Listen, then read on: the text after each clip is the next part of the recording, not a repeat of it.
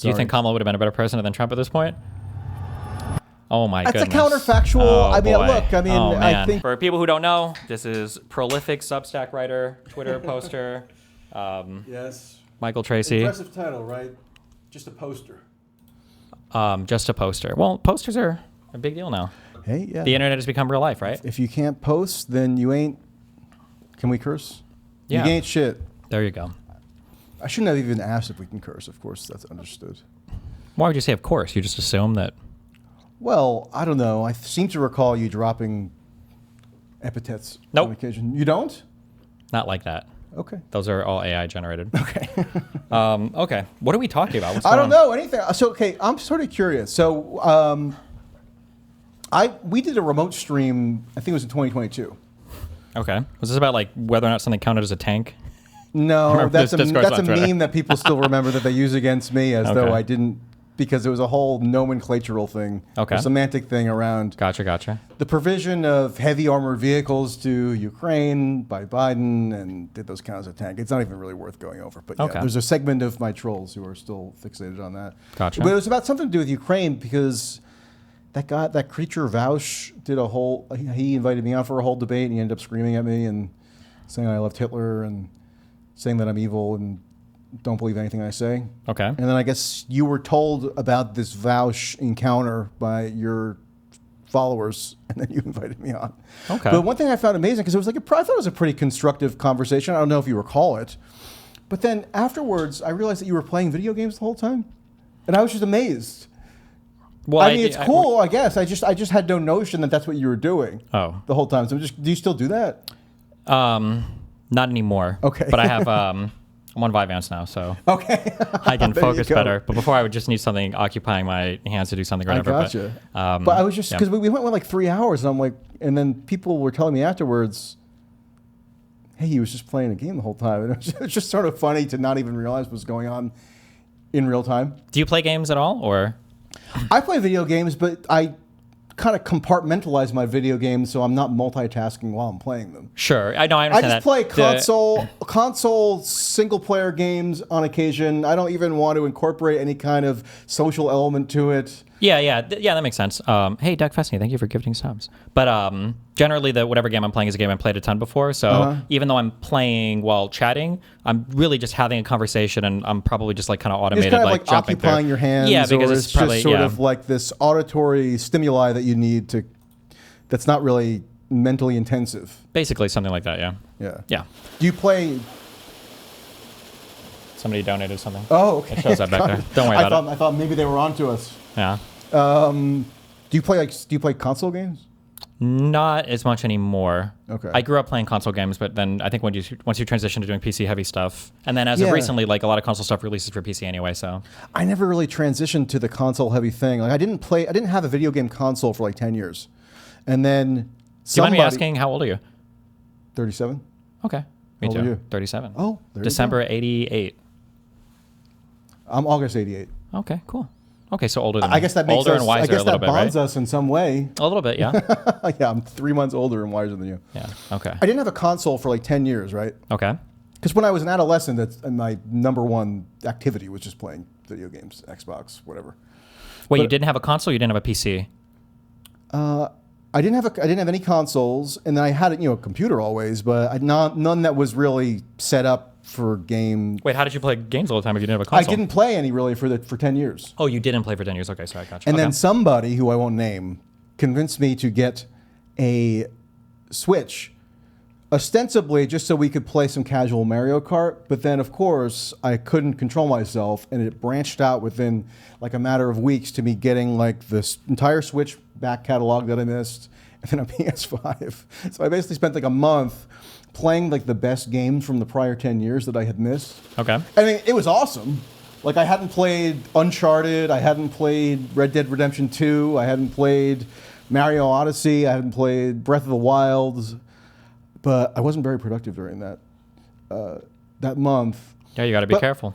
But recently I can moderate. So I haven't really played anything since January, where I kind of did like the first third of Tears of the Kingdom. Which is that a Zelda game?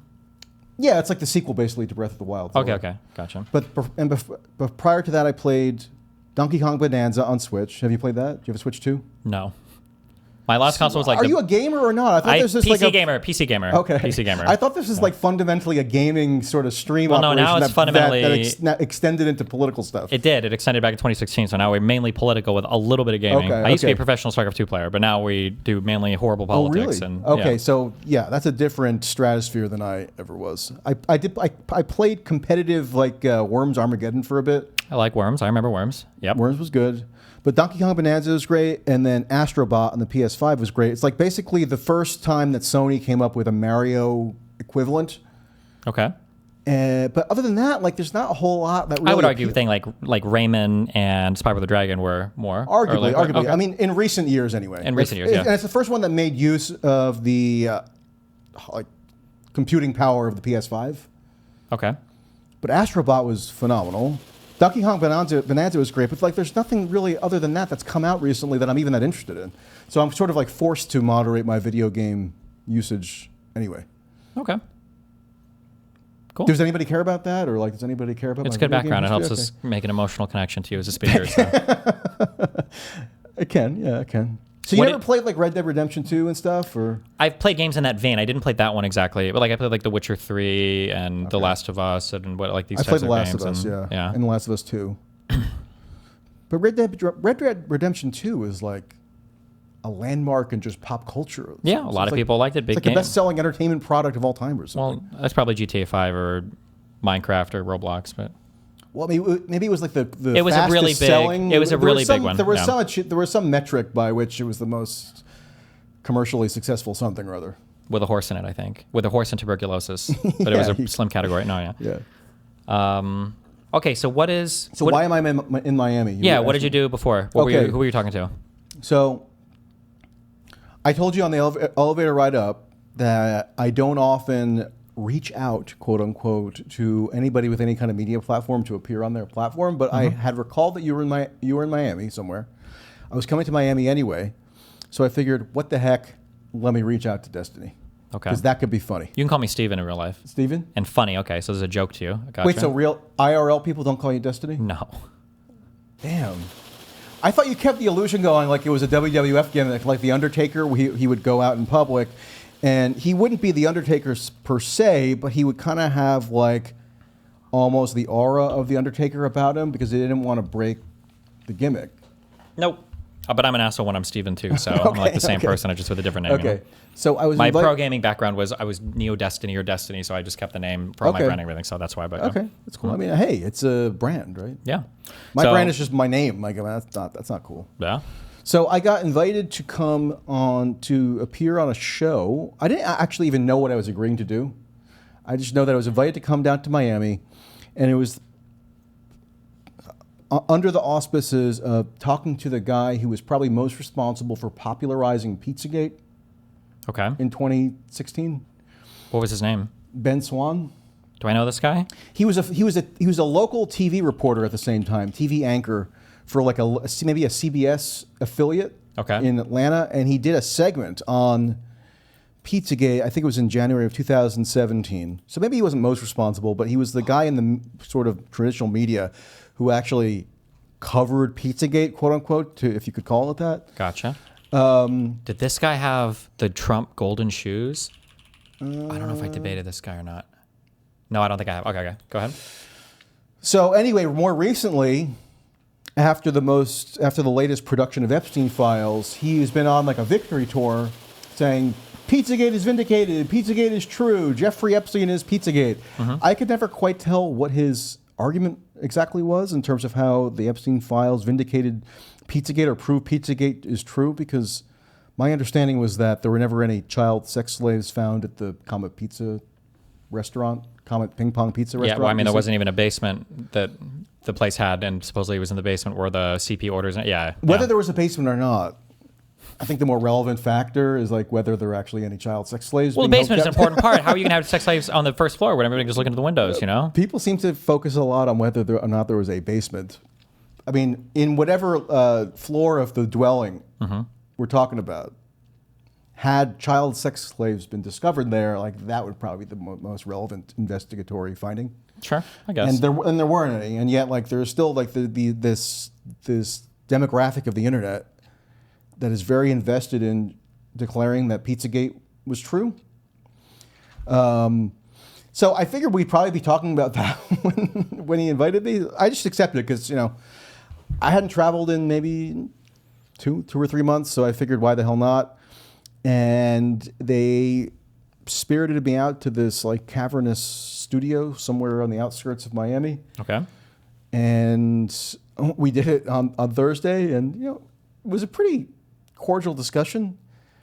It started out with a lot of Iran and Trump stuff, and then like the second half was kind of Pizzagate / Epstein, and he kind of like agreed with me. Like he ended up basically agreeing with me, or at least claiming that he agreed with me, which is sort of interesting because he's one of the last guys you would ever expect to concede anything in that vein, because his whole sort of identity is wrapped up with having been the guy who was trying to blow the whistle on Pizzagate. Yeah. And all these years later, he's finally vindicated by the Epstein files, and yet, hey, I mean, nice enough guy. I mean, I don't really know what the business operation is going there. Like, I know he did register in 2022 under FARA with the Department of Justice because he was producing content on behalf of some Russian outfit. Okay. Props to him for disclosing. Yeah, and not taking money secretly. He disclosed it. Yeah, I mean, so this is basically all podcasts today are when people go on these types of shows, the conversations have to be friendly and there's no adversarial stuff. Yeah. So like you can be a guy who thinks that the earth is round and they can be a flat earther, and you can come on and say something like, well, we've done a lot of tests and it's proven that the earth is round. And they're like, yeah, I think I've heard of those. Yeah. So what do you think about like the firmament? You're like, well, I think the firmament is completely and totally fake. And the guy will be like, yeah, that's okay. Yeah, that's really interesting. Yeah, I kind of agree. Yeah, I think it's real, but I kind of agree with you. And it's just like that for 4 hours. That's the Joe Rogan sensibility, yes, right? But that's everybody now. Everybody does this. Right. Yeah. Well, everybody emulates Joe Rogan. He's the big kahuna, right? Whether or not they're conscious of it. I mean, they're very conscious of it. Some may be, some may not be. If you're just kind of absorbing what the prevailing kind of ethos is of podcast culture, then what you're absorbing is fundamentally something that originates with Joe Rogan. Sure, yeah. When I say those people are conscious of it, what I mean is that like they explicitly go out of their way to avoid critical conversations, and they explicitly invite people that they know are going to play ball and be nice and have those types of conversations. But Joe Rogan, I mean, you sit him in front of virtually anybody for 2.5 or 3 hours, he'll end up at least kind of in spirit agreeing with them. Yeah, which can be good in terms of just a casual conversation if you're not trying to do anything adversarial. Like if you're just chatting with somebody. Like I know when I do journalistic type interviews and I'm just trying to like understand what people's beliefs are or what they think about a certain issue, it's just like an ordinary person. I'm not necessarily going to be probing them in this interrogative way as if I'm interviewing a politician. Sure. But if you are interviewing a politician, then maybe your mindset should shift a little bit. Like when Joe Rogan had Trump for 3 hours, like a week before the election in 2024, and it ended just being this chummy gab fest. Like that was a threshold crossing event for me in terms of the ire with which the ire that I plan on now directing at the podcast class. Yeah. Because that did a disservice to the entire country. I mean, I would agree, but yeah, I don't think that's by accident. I think that's by design. I think they know what's going on there, because if they had other motivations, you would expect to see them acting differently. Who's them? Who's like the people in this? in the podcast class? Like they know that there are certain opinions that they can talk about, that there are certain people that they can bring on to echo those opinions that vibe well with their audience. And they know to bring those people on to do those types of podcasts and give those types of messages and then get those types of clicks and views and then make the money on that stuff. And then that's like that at the end of the day, that's where they're going to be, Yeah. I mean, I think that probably is the case, meaning a by design philosophy for people who are lower on the food chain than Joe Rogan. But at this point, Joe Rogan's like a Johnny Carson. Like he can have basically anybody that he wants on the podcast. But who does he invite on? Well, it's the same ideologically backed people over and over. How many? Like, I believe that. Constantine just went on. They've been on like 6 times. Yeah. It was the 7th time. It's not like they're short of guests. They just had. Do you know who Andrew Wilson and Rachel Wilson are? These people are crazy out there conservatives. Like Rachel Wilson has written a book on like satanic like ownership of children. Like they're crazy people, but he just had both of them on. That's they're like, big right now on the podcast circuit, satanic kind of ownership stuff. Yeah, children but like and it's just stuff. because they're kind of right wing and they'll reinforce those views, and Okay. like that's it. It's just that over and over again. Did you follow the big debate between is it Graham Hitchcock and Flint Dibble? I did end up watching some of that, even Like though Rogan I'm sided with the guy who believes that we're this close to finding Atlantis. Like that's who yeah, Rogan yeah, sided yeah. with. I don't And think Flint that's an Dibble accident. was more of Graham like Hancock, an actually reputable archaeologist or is something. yes, Or absolutely, paleontologist. Yeah, 100%. Yeah, it's not even close. I wasn't really invested in that debate. It was just sort of interesting that was being hosted by Rogan and like people really were passionate about it. So I was just kind of like a bystander to it. Yeah. But I mean, like, it's not like a coincidence that, especially in today's political climate, I don't know if you've noticed this yet, but if you give me like one belief of a person, I can probably predict like 12 other beliefs just by you telling me a thing. They right? clustered together. Yeah, super clustered. But And with Rogan, like, I mean, I believe that he would have actually had Kamala Harris on the podcast if it came together, right? In no shot. 2024. What Why you not? just said doesn't even make sense if it came together right. I think that if you really wanted to talk to the Democratic nominee, the person who at the time, if you're being good faith, like it was never a hopeless race for her, right? Like it could have been anywhere from slightly favored to slightly disfavored, but no sane person was like, oh, she's never going to win, right? If you knew that you had an opportunity to interview this person, you would move heaven and earth to do so, 100%. There's no world where like, it didn't work out that I couldn't interview the vice president of the United States or potential future president of the United States. Yeah. On the other hand, you could see it being like a bit of a power move, meaning you have to come to him, which is what Trump did, and that's what J.D. Vance did, and Kamala. I think they claimed flexed that, like, to make that they work. couldn't work it out logistically. But wait, so that wasn't Joe true, Rogan's though. like, okay, whatever. Didn't they move or travel to do the Trump show? Did Trump go to Austin for it? I'm almost positive, and you can look it up. I'm almost positive that Trump went to the studio in Austin. I feel like they tried to make accommodation somehow. I don't know if it was by the day or something else, because I felt like for Kamala, I thought that they had the opportunity because Kamala was doing something in, I want to say Dallas or Houston, but Joe Rogan said that they had like, It was in I wish I Houston. could remember. Yeah. And Joe Rogan But and them. Kamala's people wanted Joe Rogan to come to Houston, if But I memory think serves. I feel like they were willing to go to Austin, but Joe said like he had a baseball game or something. It was something really stupid to do something. Or it could have happened UFC if they wanted to do something. something. I would have to go back and look up the details, but that's just one of those things where it's kind of like if you're texting somebody and they never respond and they're like, well, I'm busy. It's like, well, if you cared, I think you'd probably just respond. But Joe Rogan, he'll occasionally have on like Bernie Sanders. He had John Fetterman on. Okay, stop. What? Yes.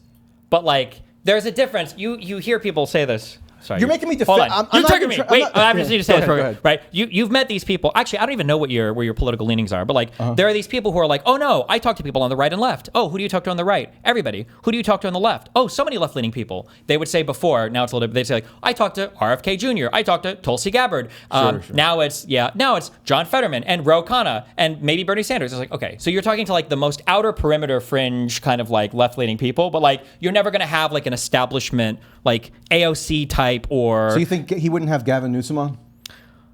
I think he would. I mean, I think Am I wrong? Wait, I thought wasn't Gavin happen challenging him to go on? Am I making this up? Didn't Gavin tweet out saying that like let me on your podcast, and Joe Rogan was saying no? I think. Yeah, I think I remember something like that. You might be right. Mm-hmm. So like that's by design, right? I'll be shocked if that doesn't happen eventually, though. If it doesn't happen eventually, I don't think it will, because I think Joe needs to be in the hug box. Yeah. Which is sad, I think. You start with Joe Rogan. He wants He wants to be president so bad. The governor of the most populous state and the host of one of the most popular podcasts are feuding. This is Gavin Newsom. California Governor Gavin Newsom, who hosts his own podcast, has invited Joe Rogan onto his show and publicly asked to be invited onto Rogan's show. Joe, why won't you have me on the show? He won't answer. It's a one-way, and he has guests come. That's crazy, right? Look, like Sean Ryan's, he's another sort of right-wing podcaster guy. He had nice, Gavin on. true. He did, yeah. For 4 hours. Holy crap. Because I think Gavin will go anywhere, right? Yeah, but Joe Rogan is a pussy-ass bitch. He won't. He will not talk to people that have substantial disagreements with him. Yeah, I mean, you might be right on some level. Again, I'm genuinely not even trying to. I'm very antagonistic toward Joe Rogan at this point, just because, like it or not, people view him as an authoritative source of news. I know, unfortunately. And then this whole little deflection pivot where I'm just a comedian, bro. I'm a dummy. Nobody should take me seriously. Meanwhile, like for the whole month of February into March, he was just blasting out the most preposterous Epstein files revelations that Jamie was sending over to him based on whatever had risen to the top of the algorithmic slop heap that day and presenting it as like credible, proven information to millions of people.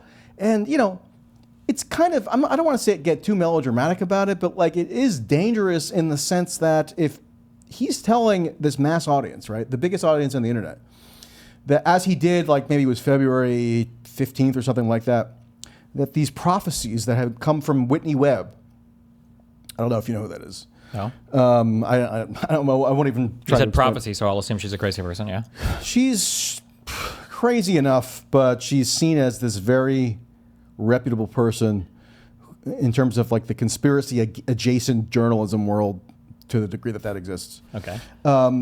But Joe Rogan was saying, man, this Whitney Webb chick, she's been proven 100% right. How does she do it? Oh. Because they pulled up this tweet of hers from April of 2020 that went newly viral after the Epstein files came out, where Whitney Webb is like, how is it that Leslie Wexner got away with trafficking and financing the trafficking and raping of thousands of American children? And it's been covered up. So Joe Rogan is now resurfacing this tweet from 6 years ago, or 7 years ago. No, 6 years ago? My arithmetic is off. As if to say that like this woman who was a prophet, like shouting into the darkness 6 years ago, has now been proven dramatically correct. If that's the message that you're telling to millions upon millions of people who are impressionable and who are looking at you as a kind of authoritative news disseminator, then there's going to be a subset of those people who have probably some predisposition toward mental instability and think that maybe now it's incumbent upon them to take retributive action. And there was a guy, I'm not blaming Joe Rogan personally for this or saying he's causally responsible. He is. Go ahead. But, like not long thereafter, there was a 21-year-old guy who became newly obsessed with the Epstein files and tried to launch an armed incursion into Mar-a-Lago and got shot dead. So, I mean, that's kind of what you're incubating out there. And Joe Rogan is at the top of the pyramid in terms of what our contemporary information environment is revolving around. So yeah, that's my big problem with Joe Rogan. And then just like a few days ago, somebody, because people like try to rile me up and send me these clips, and then I have no self-control, so I look at them. But he was saying, oh yeah, Netanyahu,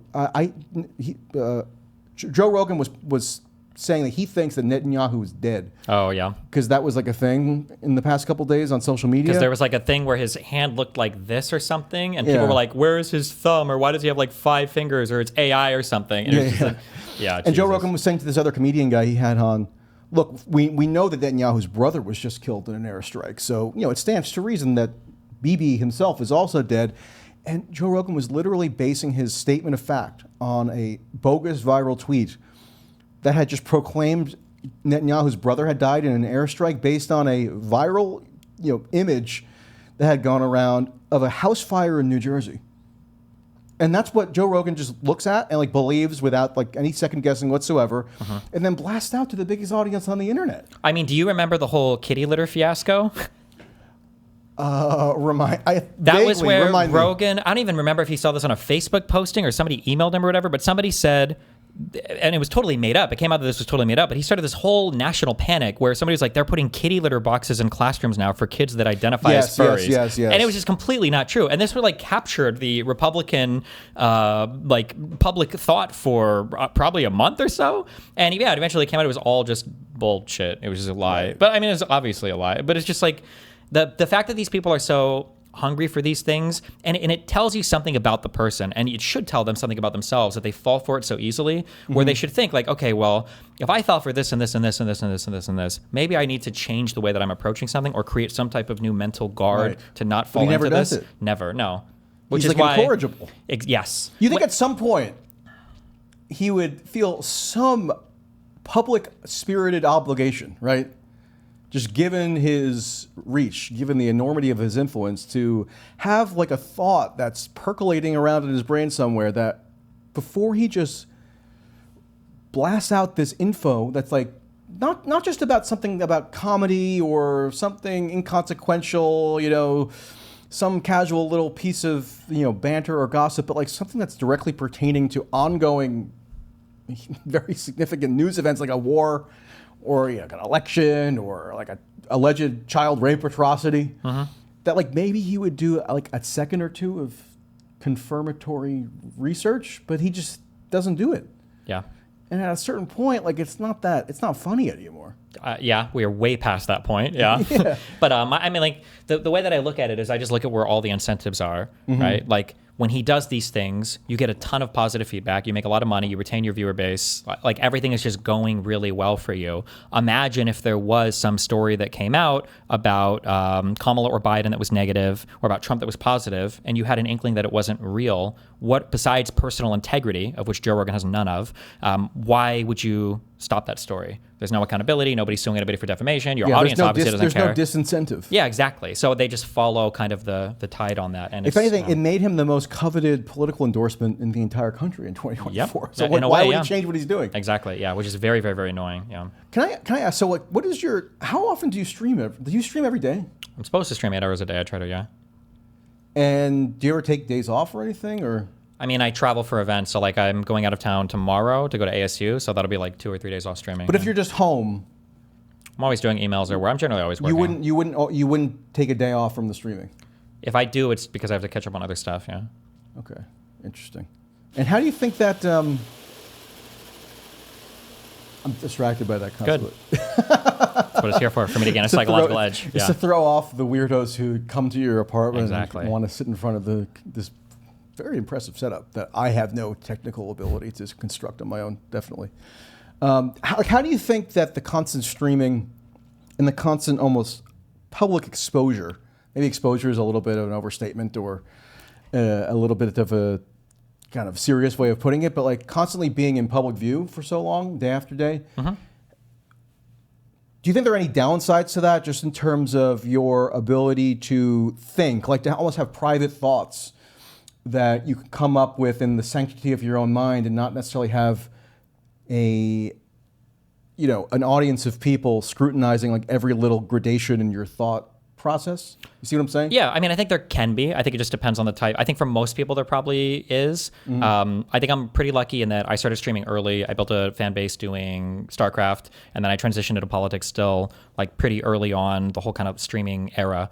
Like I was the first person on Twitch to really do politics at all. Oh, really? Yeah. Like when was that roughly? Like what year? Would have been around 2016. They used to ban my streams early on for a day because you weren't technically allowed to do non-gaming content When initially. did Hasaan start? He got his start on my stream on 2017. Yeah, it's my worst contribution to the world. I met him at the Young Turks facility in Los Angeles. Yeah. And I didn't even know who he was. He was just introduced to me as like a relative of Cenk. I didn't know he was going to become this big behemoth. Yeah. I have like people who are, like I had a cousin of mine tell me that basically all my cousin knew of what I had done, quote unquote, professionally, is that I had been on like Hasaan's stream at one point, or I had been referenced by him. So, I mean, he seems to like be a big presence, right? Yeah, he's like a leftist, anti-American Turkish Nepo baby that is committed to the destruction of the Western order. So, what are you going to do? You said it, not me. You said it, not me. I'm just sort of fascinated by the lifestyle, The hyper-consumerist, hyper-capitalist, ultra-materialist one where he preaches socialist values all the time? No, I just meant the 24/7 ubiquitous streaming lifestyle. Do you ever think there are any downsides to it? Yeah, there can be for sure. It just depends on like people are going to have inclinations towards certain things, and I'm probably lucky in that the time I was born in, and then whatever biological genes are turned on or off, like I can sit in an area for a long time. I like to play games. I'm relatively oppositional in nature, so I like fighting with people. Right. So same here. I won't deny that. All of these traits, well, even for what you do, right? Like there are a lot of people that would kill themselves if they had to deal with your Twitter feed for a day or two. That is true. So it's just like, picking these things, and then you try to maximize for the good things. So like I enjoy streaming because I can do arguably whatever I want. Because sometimes I think to myself, gee, are there any almost like psychological trade-offs that I'm not fully conscious of in my having now been a nerd to, millions of people on the internet constantly screaming the most foul possible things at me day after day, where it has no longer any kind of psychological impact on me, at least in a way that would dissuade me from doing what I'm doing, right? Especially file recently, because I've seen I that, have my perspective on the Epstein matter.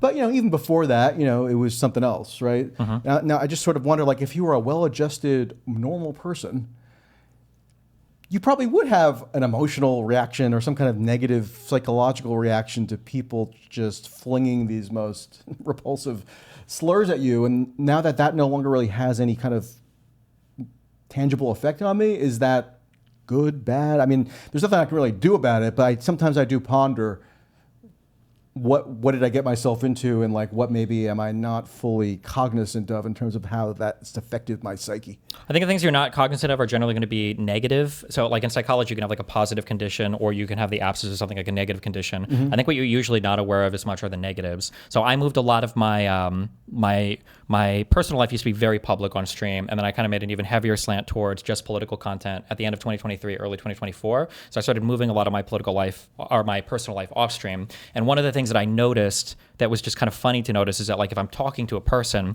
that because I'm making kind of like more real life friends at Miami Beach now, I notice that like if I'm talking to you, I actually don't have to worry that every single thing I say to you is at some point going to be just posted somewhere on the internet. Like it's kind of a nice feeling. It's just sort of funny that you did have to be mindful of that because before it's like I have to think like if this leaks, what is this person going to say or whatever, because it's just like because everybody's going to talk shit, everybody leaks, everybody does or whatever. There's that, and then the idea of like meeting people on your own terms and not meeting somebody who already knows like every single thing about you and already has other people's opinions about you, or when it's like associating with normal people who are also kind of involved or notice like the online stuff can be weird sometimes because it's hard to explain to somebody like why are there a million people that you say think you're a murderer or a fascist or a Nazi or a pedophile, whatever. Like that can be hard to explain to a normal person. Violently angry at you right now on the internet. Yeah. So what do you mean what do you mean when you say that in the past you had sort of lived your personal life online? Like what? Because I'm actually not even familiar. Like what did that consist of? And was that like a conscious choice on your behalf? Yeah, it was a conscious choice. I did a huge variety of content. There was a lot of drama. There was a lot of like messy like friend stuff, dramatic stuff, like people coming on to debate and argue over pop culture issue, feminist stuff, red pill stuff, just crazy online people. I had like a revolving door in this Discord of people that would come in and out. It was just like it was very, very, very crazy. People wanted to debate like your personal relationships and things? Sometimes it could be that, or it could just be like cultural related issues, or because I was friends with a lot of these people, so a lot of that bled into like the streaming stuff as well. So yeah. I've always made a point to never really discuss my personal life on the internet. Not that there's anything particularly salacious about it. Sure. Believe me. It's just that like I don't want to even open that up for public scrutiny in any way, because like stuff could just get derailed and of course, yeah, blah blah blah blah. Yep. So yeah, that's always been something I've been instinctively averse to doing. But I could see the appeal of it, because like if people are following you day in and day out, it's almost like a mini soap opera, right? Yeah, and also it depends, because there's like a huge upside for YouTubers and especially streamers, because they're watching you so much. So the closer the connection they feel, probably the more it strengthens their attachment to your content. But if you're like a writer on Substack or you're doing strictly political stuff, well, that personal connection doesn't matter as much, because nobody's gonna be like, oh my God, it's this guy, and I know like his wife is on Twitter, and I'm gonna see what he wrote about this, Iran invasion, right? Like the connection is not like the same thing. Yeah. So what was the turning point for you where you said, I have to kind of separate out my personal life? I got an official ADHD diagnosis and started taking amphetamines. So okay. I could focus more on reading stuff, and I didn't have as much of kind of like the thrill seeking of like just the crazy online fights. Okay. So I was more just kind of like focused on just political stuff, basically. Yeah, that was a big change. Maybe I'll have to go back and watch our stream from 2022 and see if I can detect any differences in your presentation in like the pre-stimulant phase versus the post-stimulant phase. It probably wouldn't be as much, because when I was talking to you, it was still kind of like political stuff, but the content around that time, there's just a lot of insanely crazy. It was just, I can't even explain it to you. Just, like imagine like the worst type of reality TV, but like with a million different issues, cultural and political, and just people involved. It's a lot. Wait, so Hasaan got his start on your stream. Like how did that come about?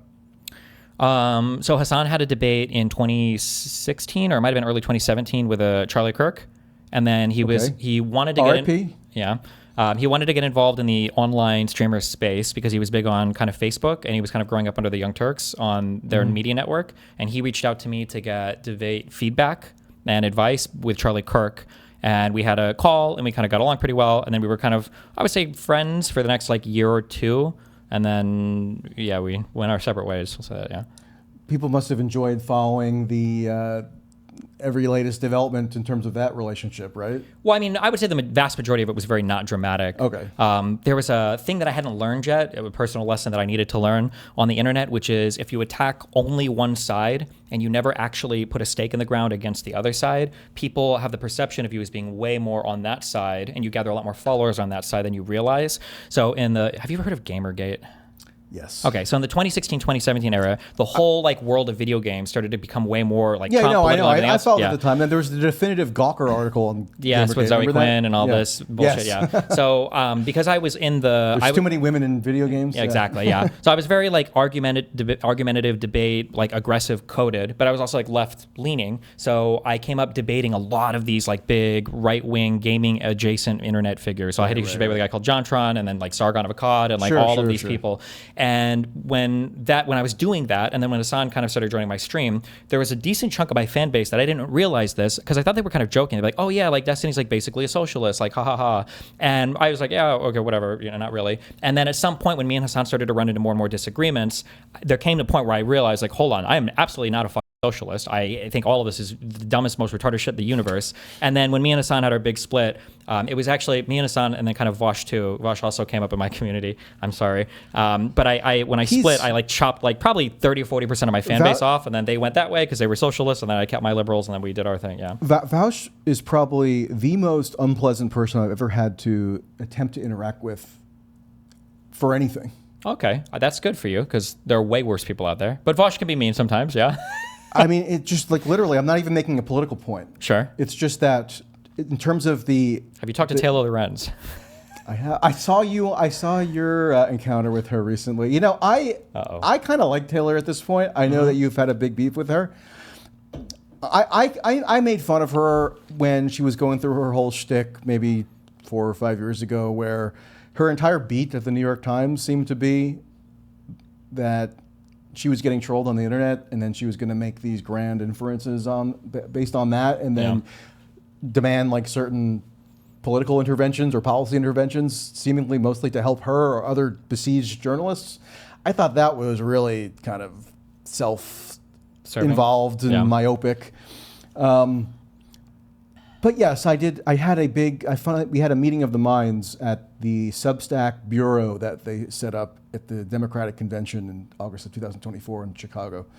So I think we put our beefs aside, and I think we're on good terms at this point. But I know that you don't like her Wired coverage of the influence. I hate her. network. I think she's a disgusting, horrible I did watch influence. that. Yeah, You just know to be what? clear. Come But to that's think okay. of it, that's what I think gave me the idea to reach out to you, because I saw your your discussion with, or saw part of it with Taylor.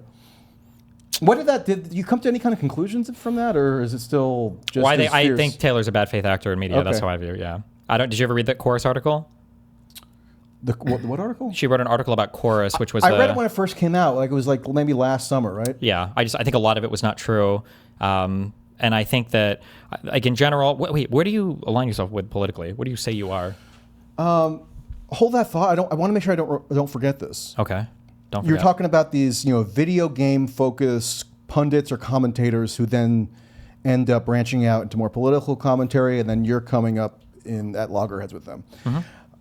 I recognize that same archetype and always did, because in my adolescence, I participated in message boards that were video game heavy, but like obviously just became general topic message boards. And inevitably there were lots of people who wanted to talk about politics. So that was kind of where I cut my teeth, so to say, and just kind of online debate with a political component. Yeah. But so I have like in my mind almost like an archetype of the type of guy that you would have come into conflict with, whose sort of genesis for engaging on the internet was about their strongly held convictions on like Xbox versus GameCube or something. Yeah. Initially, and then they kind of go through a maturation process and become more politically involved. And so it's just sort of funny because like this is not. I've never been involved in the streaming specific world, but in terms of how the political commentary world interfaces with the video game world, I do have a bit more of direct personal experience, just such that I kind of, in essence, sort of know what you're talking about vis-a-vis the Gamergate stuff, even if that wasn't really my bailiwick at the time. It's also funny because depending on the world you come from, people's entire political outlook will be defined by the kind of the narrow subculture that they inhabit. So like I would describe these people as, they weren't really conservatives, but their entire political ideology could be summed up as anti-SJW. like social justice Yeah, yeah, warriors. yeah. So it'd be really funny because you could ask Like Sargon of Akkad. Yes, yeah. So you could ask somebody like, oh, who do you think is more privileged in society, like men or women? And it would be like, if you're a woman, you can get so much free stuff in World of Warcraft. So obviously, women. Like that would be like the entirety of the thought, regardless of what you think the That's a actual decent answer is. privilege. Yeah, whatever. Regardless of what you think the actual answer is, very funny because their entire like life is informed by the subculture that they come from. Yeah. Yeah. Okay, so in terms of my own political views, okay, so people ask me this, and I promise I'm not trying to evade. Okay. But I do find that my partisan and or political convictions are becoming less and less strong as I age. So originally, I would have considered myself a quote progressive. Okay. Right? Teenage years, early 20s. You know, the first media outlet that I ever had a job at in any kind of way was The Nation magazine, which is like the left-wing journal. The main left-wing, you know, the most preeminent, if you want to put it that way, left-wing magazine in the United States. I did work at the Young Turks for a bit from 2017 to 2018, not because at that time I was any kind of doctrinaire progressive, but they liked how I had covered, you know, Hillary and stuff from a critical standpoint in 2016, I guess. But now, it is true that like, depending on what the political circumstances are on any given day or any given, you know, month, I've been called everything from, you know, fascist, Nazi, pro-Trump, to somebody who suffers from TDS, somebody who is like a left-wing zealot. And so like that, not that I would never ever tailor my own personal beliefs to kind of address anybody in the online sort of peanut gallery. I just find that if I'm driven by anything, if I could like go to the deepest recesses of my own mind and like try to locate what my political convictions are, they seem to mostly be aligned with a journalistic impulse at this point, in that I'm mostly interested in truth seeking. It's pompous, sure, but like that's what I'm most interested in doing for the most part. And that doesn't really lend itself to any kind of neat affiliation with any particular political tendency or definitely a partisan allegiance. And so that's really what I'm motivated most by. Not that not that I would ever obfuscate like if what my preference would be in a particular election. Like every presidential election cycle, I put out a post just describing what my reasoning is for voting or not voting for any particular candidate. I think that kind of transparency is pretty good. Who just fought this last presidential election? I did not vote for either Trump or Kamala. Unbelievable. Sorry. Do you think Kamala would have been a better president than Trump at this point? Oh my goodness. That's a counterfactual. Oh, I mean, boy. look. I mean, Oh, man. I think. Oh boy. It's hard to say. I mean, it's hard to say. I don't think so, but- I don't. Like, I mean, here's what I will say. Uh-huh. I don't think any Democrat, like substitute Trump right now for your generic Democrat, Kamala or not, somebody Obama, Biden-ish, probably would not be now at war with Iran. Because just, differences in the nature of the Democratic coalition versus the Republican coalition. In the Republican coalition, you have an outsized presence of the evangelical Christian pro-Israel segment. You have less of a baked-in, long-standing animosity toward Iran, whereas that's been like the default Republican posture toward Iran for many years, such that when Obama did the Iran nuclear deal, it was uniform among Republicans to oppose that. And Sure. Netanyahu opposed it as well. Yeah. Which is why there were congressional Republicans invited Netanyahu to come give a speech at a joint session of Congress to inveigh against the Iran nuclear deal. And so, I think there's a perfect storm now where, this is something that Trump was probably disposed to do. Netanyahu is pretty skillful at trying to make a case to an American counterpart, and he knew which buttons to press with Trump. And Trump also has Probably these, wouldn't be tariffing the entire world. Probably wouldn't have been the mass deployment of ICE. Probably wouldn't have spent anywhere near as much. It feels like I'm trying to think of like what are the areas. Why is this such a hard choice for people? It's not that it's a hard choice. It's just that I have a very peculiar calculation that I make in terms of whether I'm going to vote for a presidential candidate. Sure. And I acknowledge that this is not... But I feel like there would never be in all of... I guess I'm not the best historian, but I'm trying to think of any election that could ever come up that would be as easy a choice as this. Like when you're thinking... Like if you were to ask me, would McCain have been a better president for the United States than Barack Obama? I guess I would have to go back at the time and analyze that. Like there are things where it's like maybe I could kind of see this, or would would Nikki Haley have been better than Joe Biden? And it's like, maybe I can kind of see this, but like, I can't think of two diametrically opposed outcomes as dramatic as Trump v. Kamala. Possibly. And then in any area where I would have hedged in 2024, where I would have been like, well, maybe he won't be as bad. On any area like that, would have been, it's so much worse. Possibly. I'm just giving you what my personal and very peculiar and anomalous calculation is at this point. Sure, I can. Which is I that understand. I'm not going to vote for a presidential candidate unless I can make a proactive case for them. Like, I'm not going to do the lesser of two evils routine. I'm not going to do like some counterfactual thing. But then I guess the question would be like, what could ever be an election that you would support over this one? Like, I feel like the choice between these two candidates was like, I don't know if it would ever be as dramatically obvious which one would be better for the United States in almost every conceivable way. Well, I mean, I wasn't going to legitimize by way of my vote, which I know is not that significant in the grand scheme of things. It's just one of 310 million votes, right? But more than that, because all of our illegals vote too. I have a public platform of doing journalism stuff, right? So I try to maintain a consistent set of principles, and I just didn't feel that it was in any way warranted for me to what do you think of the two? Consecrate on any level a continuation of the Biden-Harris foreign policy, what do you which think, I thought had been disastrous. What were the things for Harris or for Biden-Harris that you thought were like beyond the pale? Like, I just can't endorse this I thought the Ukraine policy was terrible. We had a debate about it in 2022. I thought and then just to be clear I on thought that, the Middle East policy was also terrible, not necessarily terrible in the exact same way that Trump's could conceivably be, but still terrible in its own way, such that I wasn't going to proactively validate it by way of my vote to the degree that a vote validates a policy platform.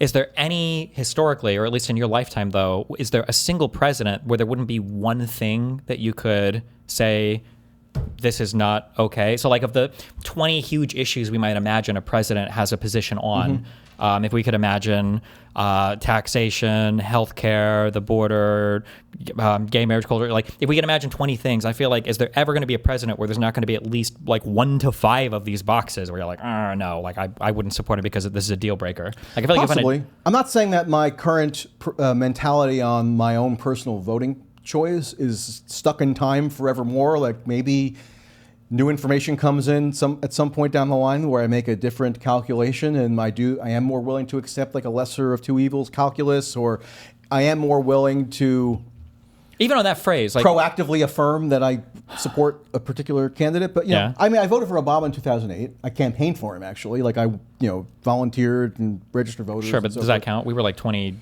Yeah, I was like 19, 20 at the time. I supported Ron Paul for that election. Oh, did you? It's a long time ago, yeah. I kind of secondarily supported Ron Paul just because I liked just the critique that he was giving life to on some level, where he was on a debate stage with Rudy Giuliani and John McCain and Fred Thompson and Mike Huckabee, who were all just repeating basically the Bush line on Iraq and Afghanistan, and maybe even going after Iran. And there you have Ron Paul as this like voice in the wilderness who's just doing almost like a diametrically opposite take. Like, to me, there was something commendable about that. So I had a favorable view of Ron Paul in that cycle as well, and also into 2012, even though I hadn't voted for him. But that's my genesis. Look, I'm not. Even when I wrote in 2024 my kind of explanation of why I was abstaining from voting for any, I wrote in Fred Flintstone. Okay. I guess I was subconsciously channeling my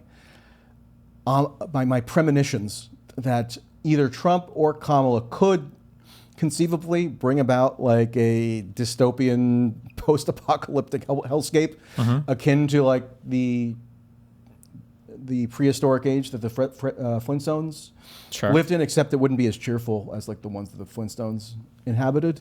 But I feel like we could probabilistically weigh those, though, right? We could. Like, if I choose between like shooting you in the heart or cutting your forearm with like a knife, like you could get like an infection that becomes septic and you could die from like a cut. That's possible, but you would always opt for that over the getting shot in the heart with a gun, right? Yeah. I mean, I'm not begrudging anybody who feels that they want to make a probabilistic assessment of that kind in terms of how they determine their vote. Fine, go ahead. Everybody's, there's a million different rationales that people can have in terms of how they choose to cast their own vote. This is just my very peculiar individual rationale that, yes, does play into my overriding journalistic mentality. So I'm not telling anybody to do what I do necessarily. Okay. I'm just saying that, One of the things that's the most frustrating to me about that is that for anybody that is an actual center or even center left person, they'll give that answer. Mm-hmm. You know who never, ever, ever gives that answer is anybody who's even remotely in the Trump camp. So you'll never hear like a Dave Probably Smith so, person, yes. or you'll never hear Matt Taibbi or Shalom. You'll never hear any of these people like, well, I don't want to vote for the lesser of two evils, so I'm not going to go ahead and vote for Trump. All of them will just say like Trump is probably better, and they don't have that same. There's no limiter. Like if I go to a political, if I go to an academic conference and it's a presentation on sociology or something, and the speaker is like, the speaker starts off with like, we're going to present our findings on this thing, and we're doing our best to be apolitical. I know that person is left leaning because a right leaning person would never ever say that. So you end up probably with something to that. Yeah, so it's a frustrating imbalance sometimes in the world where all these people who are ostensibly in the center, or like even sometimes like center left or further left, depending on their specialty or where they're presenting, are trying very hard to be apolitical. Meanwhile, anybody who's thrown in even remotely to Trump's lot is like shilling for him harder than he possibly. Yeah, it was frustrating. The asymmetry there. I guess, is I've difficult. been going pretty hard after Dave Smith. Yeah. Because even at the time, like he invited me to come on this Twitter or X space thing with him around his logic for supporting Trump in 2024. And now he's kind of like revising history a bit, saying, oh yeah, sure, I did vote for Trump. He's minimizing the role that he played in 2024. It wasn't that just that he voted as a private citizen for Trump. It's that he participated in this whole propaganda onslaught. And even worse, prospectively, he should have known better because historically he's talked about the negatives of Trump in the past. And also, this is a guy who is like a single issue loser that shows up on shows to quote some ex-CIA guy about how horrible Iraq and Afghanistan is. That's his whole shtick, is talking about the ex-CIA guy said that in Iraq and Halliburton and blah, blah, blah. And it's like, okay, so you're not hawkish, you're against all the warmongering, but somehow you found yourself like openly deep-throating the guy who is now like launched 27 different attacks between the Middle East and Africa. Like, what the fuck, bro? No, like, how do you gotcha. that up and have any semblance of decency to show your face anywhere online and talk about politics? Like, at that point, bro, go back to the unfunny comedian shit, because why would you even try to talk about politics at that point? I'm still amazed I've never heard him utter a single funny joke, even though I guess that's his primary job, right? Or something? Supposedly, yeah. And then, of course, like, I would almost be willing to declare, I would be willing to lobby for legislation that declared a total and complete moratorium on any failed comedians transitioning into becoming political pundits in any way. It's a lot of them. I feel like that's a scourge. It's a lot of them, and it is a scourge. No, but 100%. if you go look at Kiss Constantine was a comedian guy, and he got bullied. Oh, was he? Yes, a lot of them there you go. a lot of them are comedians that got bullied once, and then their entire political life became being on the far right. Like for Joe Rogan, it was I think it was on CNN where they call ivermectin horse paste. That was it. Joe Rogan's brain melted at that point. He's like, the video was too yellow, and I think they docked. And then he was gone at that point. It was like, but if you go and listen to that debate that I had with him in, I think it was November of 2024, I just keep saying, hey, what about Trump's like very well-established position on Iran? Didn't Trump just come out and advocate for Israel to launch preemptive strikes on Iran's nuclear facilities, like during the campaign, which he did, which would necessitate, if you know the first thing about the U.S.-Israeli relationship, an active U.S. role militarily in that operation. So Trump was outright calling for a joint U.S.-Israeli military strike on Iran. And Trump was also going around claiming that Iran was trying to assassinate him. He was appointing people who had already kind of set out a public argument for why a U.S. attack on Iran would be presumptively justified even before Trump came into office, such as his CIA director, Ratcliffe, who as a private citizen was going on Fox saying, look, they hacked Trump's campaign emails or something. I don't know if you recall that. And they're trying to assassinate him. Therefore, it should be foremost on our agenda to come into a next Republican administration and attack Iran.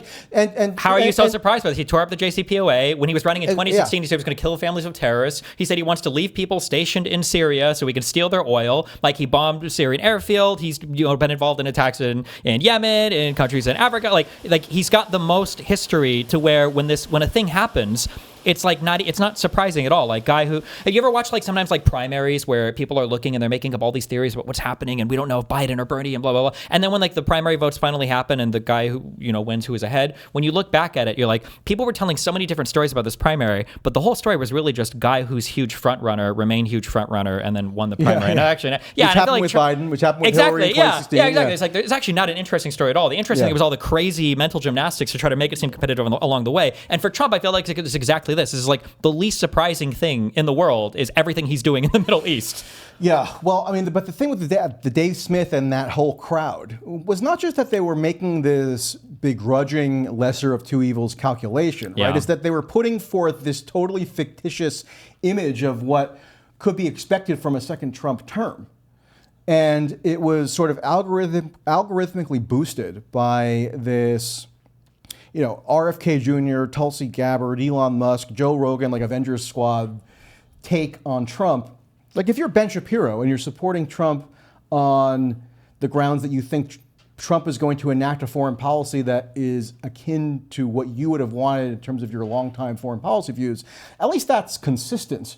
But in 2024, you had this phenomenon where like everybody was, just like outrageously audience captured and presenting Trump as though he was going to lead this anti-deep state revolution and he was going to restore free speech and he was going to end the wars. RFK Jr. went to that Madison Square Garden rally like a week before the election and said, vote for Trump, vote Republican this time, y'all. If you want to disband the warfare state, meaning Trump was going to somehow heroically stride into office and like abolish the military industrial complex. I mean, this was just berserk propaganda. Yeah. But it was so algorithmically incentivized, maybe because Elon was like tinkering with the algorithm on X in particular, but you saw it on YouTube, you saw it almost everywhere. And even a lot of people who I had previously had an affinity with, and maybe who would have joined with in contesting some of the more histrionic, overwrought, anti-Trump oppositional narratives of the first term, like some Russiagate stuff or like some of the fascism hysterics. I felt like I couldn't communicate with a lot of them anymore in 2024, and they were kind of like, they were overcorrecting for some of these, I think, still largely groundless or at least wildly exaggerated liberal anti-Trump narratives and becoming functionally pro-Trump in a way that I always said that I was never interested in doing. I was accused of wanting to do that. But in 2024, it was like, spitting into the wind.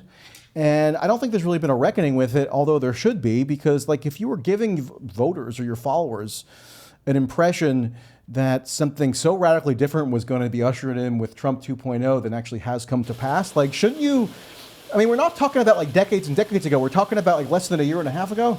Like, shouldn't there be some obligation now to go back and reevaluate and maybe like understand how it is that this false image of Trump, like this mirage of him, was propagandistically disseminated to such a large audience of like these these sort of apolitical, maybe a little bit disproportionately male podcast listening people who like think that they're anti-establishment in some vague way and thought that Trump was just the obvious choice. Like that's what Dave Smith, among others, were promulgating in 2024, and that's what I think there should be some kind of reckoning.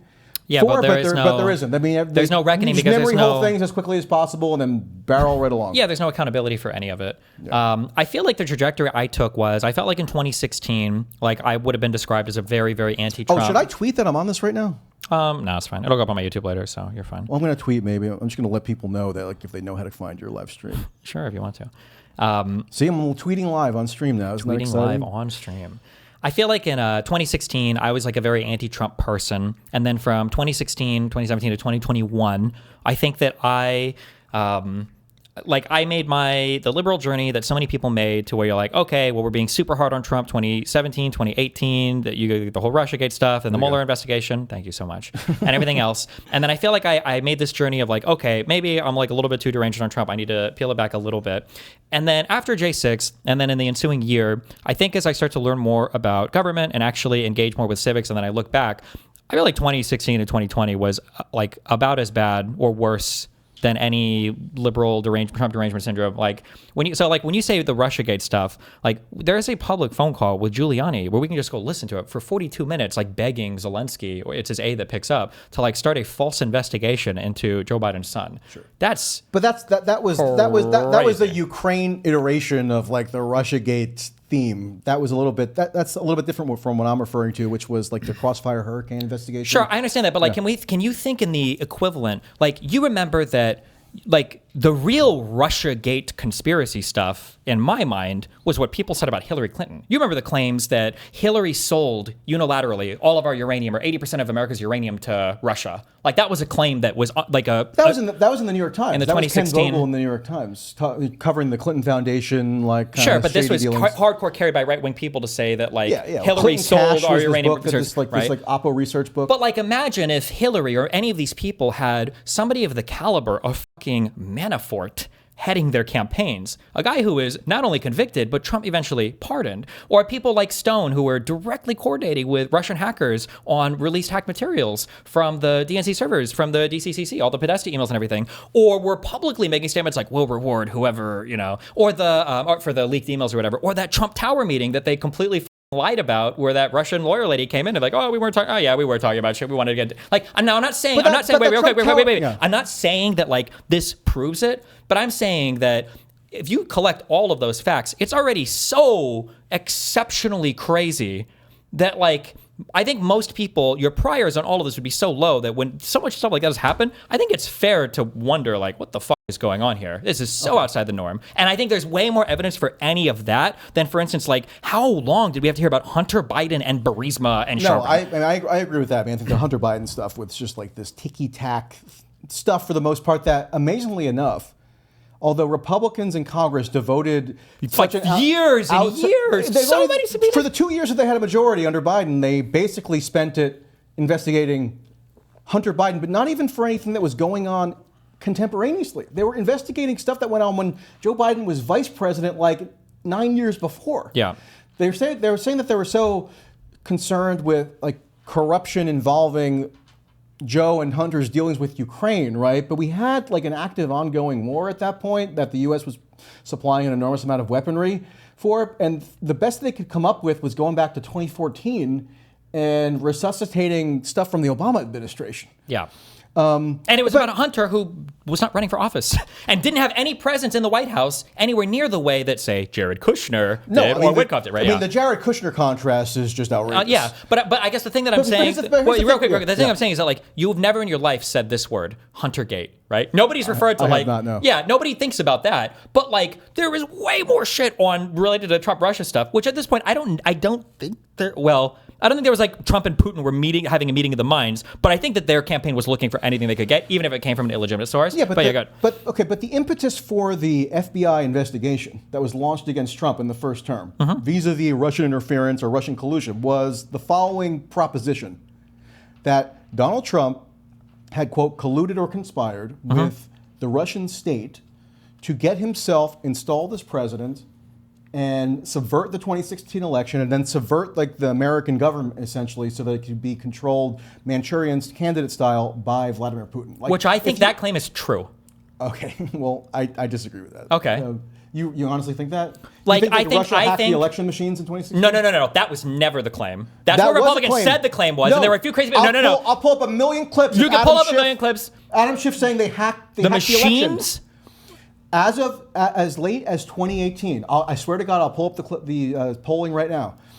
A supermajority of Democrats believed not just this lighter version of some kind of mild interference that maybe Trump benefited from, but that Russia explicitly hacked the voting machines in 2016 and fraudulently handed the election to Trump. You can find supermajorities of Democrats affirming that proposition. Okay, so in that case, that claim was not only dumb, I'd never seen in my life anything substantiating that ever. So for anybody to believe that was incorrect for sure. But that was Democratic conventional wisdom. I would have to see that. I'll show it to you right now. I'll show it right now. Okay, yeah, go for it. Search for it. But when it comes to I'm 51% on this. I don't know if you've I don't know where you stand on this. Can I search for it on here? Or? Yeah, or give me a key to search for it. Like, I think like the laptop story, I think that was a Russian plant story. The Hunter Biden laptop thing, I don't think that Hunter Biden stumbled into a blind laptop repairman's store who happened to. So this is November 4th to 6th, 2018, YouGov poll. Question is, Russia tampered with vote tallies in order to get Donald Trump elected president. Do you find the following statements true or not true? And it seems like 67%. 67. No, that's not good. Okay. Super majority. Okay. That's a super majority. That's enough to convict a president in the Senate. It would, yeah. Well, unless they think For that, impe- unless they think they for can't impeach. convict him, yeah. Yeah. But so that's the okay. kind So of wait. stuff- So that part right there is yeah. bad. Okay. So you good. shouldn't think So we that. agree. But like all the other stuff, I think was largely true. There was bad coordination between people who were directly in Trump's committee.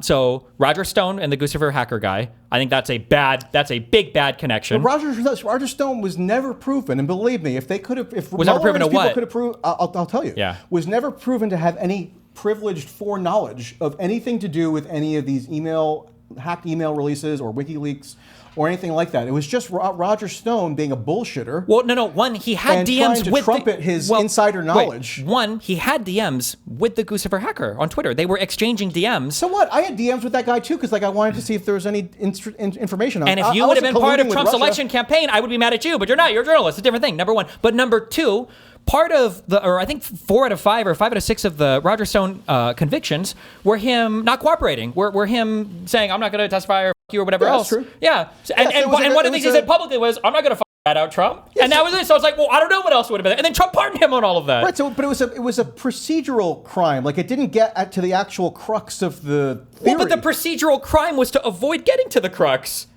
Like if somebody says like, did you see this guy lie about this thing? And I perjure myself and I lie about a thing, or I say I'm not going to cooperate, and they say, well, we're going to hold you in contempt and prosecute you for that. It's like, well, they didn't answer that question. Well, why would he be lying about this thing? It's because he didn't want to answer that thing. And he even intimidated another witness. There was a second guy he intimidated because that was one of his other convictions for witness intimidation of another guy to not get him to say anything about Trump. Or on the other hand, if you are the target of a very aggressive special counsel investigation, and you have a defense lawyer who is worth their salt, what they will invariably tell you is that you should say as little as you possibly can and not cooperate with these investigators because they're on a warpath to try to prosecute you. You cannot cooperate, but that's different than perjuring yourself or witness intimidation, right? For instance, none of the Mike Flynn ended up pleading guilty to perjury. FBI. But it was over. It was not. It was over a direct contact with the Russian before the election that he should have been forthcoming about. He lied about it. But it was over. It was basic. Like the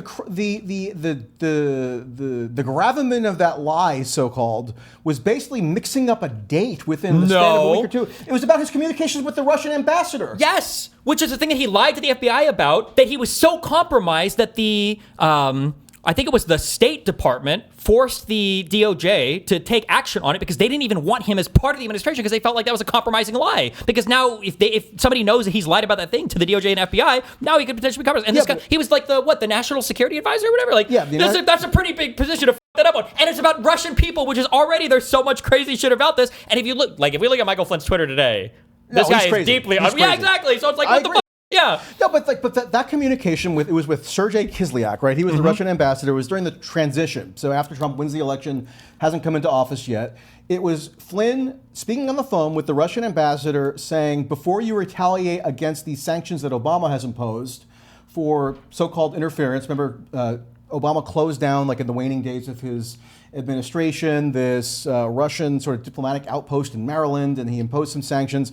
Flynn said, before you retaliate in kind, wait till we get back in, wait till our administration comes in, and then we'll revisit it. Like, it was pretty run-of-the-mill diplomatic communication that got depicted in the most inflammatory possible light because there was already this political narrative going on that any potential communication whatsoever between anybody affiliated with Trump and anybody affiliated with Russia was hugely damning and therefore served as evidence for this overarching collusion narrative. I understand that. But you have unprecedented levels of obstruction into this investigation with Trump later on. And you've got so many people, like, there is no world where the Democrats would have survived having a Manafort-like person anywhere in your orbit, let alone your chief campaign manager guy.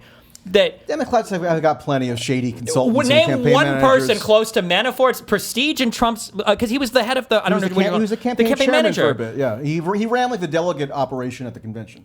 He was I think he was the manager of the entire campaign. Manafort was the top position. Yeah, he was for a time. Illegally helping. Was it Yanukovych or was it beforehand? And undeclared, getting like tons of money to do these things, which was again for a Russian-backed candidate in Ukraine, undeclared, convicted, but so much money that came from this conviction that they Mueller literally paid for from 10 years prior.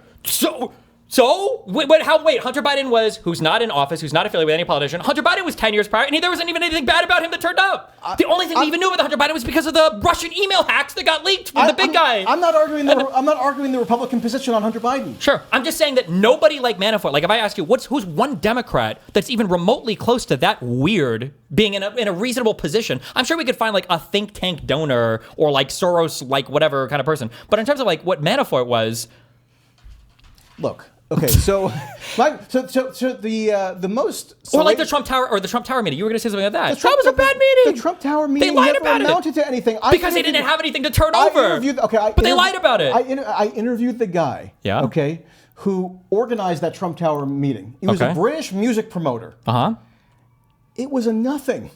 I mean, there was no actual noteworthy information that was ever exchanged.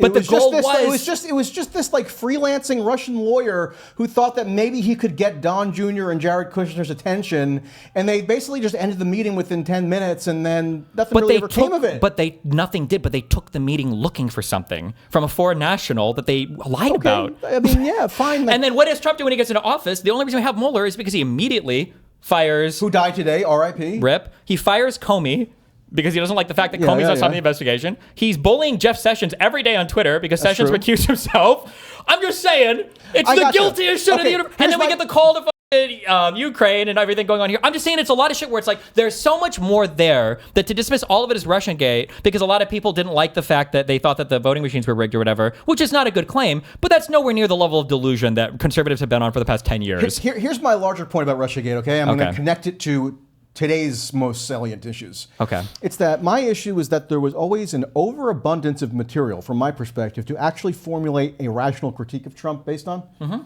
So, for instance, he ran in 2016 talking about how he could uniquely self-fund his campaign, right? He couldn't be bought by any of the donors or whomever, unlike the little puppet Marco, he would call him, or unlike Jeb Bush or whomever. And then immediately after he basically gets the nomination, he starts courting the same Republican donor class that he said he was going to be uniquely equipped to resist the temptations of, right, or not be subordinated to. And then he governed basically as a Republican donor class president. Like his main legislative accomplishment in the first term was just the tax reform bill that Jeb Bush or Marco Rubio or name your other standard Republican would have essentially done. Correct. And then and then he also implemented a foreign policy that escalated virtually every conflict that he inherited. For somehow, the highest number of Afghan casualties in the entire war was in 2019 when he escalated the air war. You barely heard any coverage of that. And he tried to do regime change in Venezuela. It was a little bit more of a ramshackle attempt in the first term, but then they got it together in the second term. Was it Venezuela or was that Bolivia? Where they brought in the Guaido guy, they brought him in as like... Guaido was Venezuela. Yeah, okay, because they tried to do it there, because they brought him into the U.S. to legitimize him, and they wanted to send a bunch of aid trucks for him or whatever. The Trump State Department, no, I think that was the Bolivia thing with the contested election with Morales was in Biden's term. And, regime change in Venezuela, claiming he's going to withdraw troops from Syria, but then leaving them to keep the oil, he says. And on and on and on. Like, basically... I always thought that the Democrats were so hysterically and like single-mindedly focused on what I would have argued were primarily, maybe not 100% exclusively in every possible respect, but primarily this kind of confected narrative that they wanted to use to go after Trump that also had a lot of negative political ramifications in that it created sort of an incentive structure where in order for Trump to prove that he wasn't in hock to Russia, what could he do? Take bellicose action against Russia, and he did. He bombed Russia's chief client state, or several of Russia's client states, meaning Assad, He tried to overthrow their chief client state in the Western Hemisphere, Venezuela. He threw out arms control schemes bilaterally between the United States and Russia. So the Open Skies Treaty, the INF Treaty, so the Intermediate Range Missile Treaty. And now, he's continuing that even further, actually. People, I guess, still maybe implicitly think that he's sort of in hock to Russia, but as of February, there's the New START Treaty is no longer operative, so there's no longer any mutual arms control regimen governing the nuclear arsenals of the United States and Russia for the first time since the early 1970s, when it was the Soviet Union.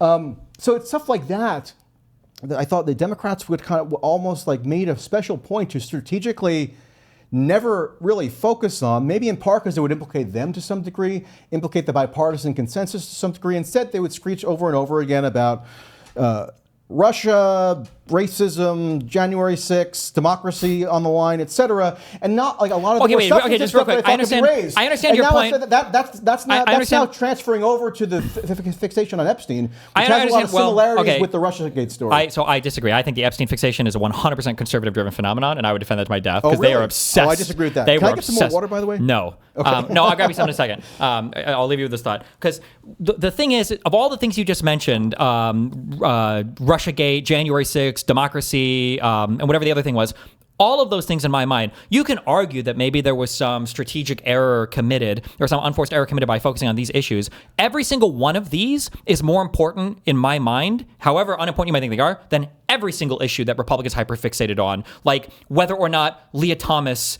should have been racing as an NCAA athlete, or whether or not in COVID, the states were trying to do mandatory vaccines and masks and rule us forever with infinite government shutdowns because they hated religious people, or whatever weird thing they fixated on, or the infinite obsession with Hunter Biden and his cock and having pictures of it.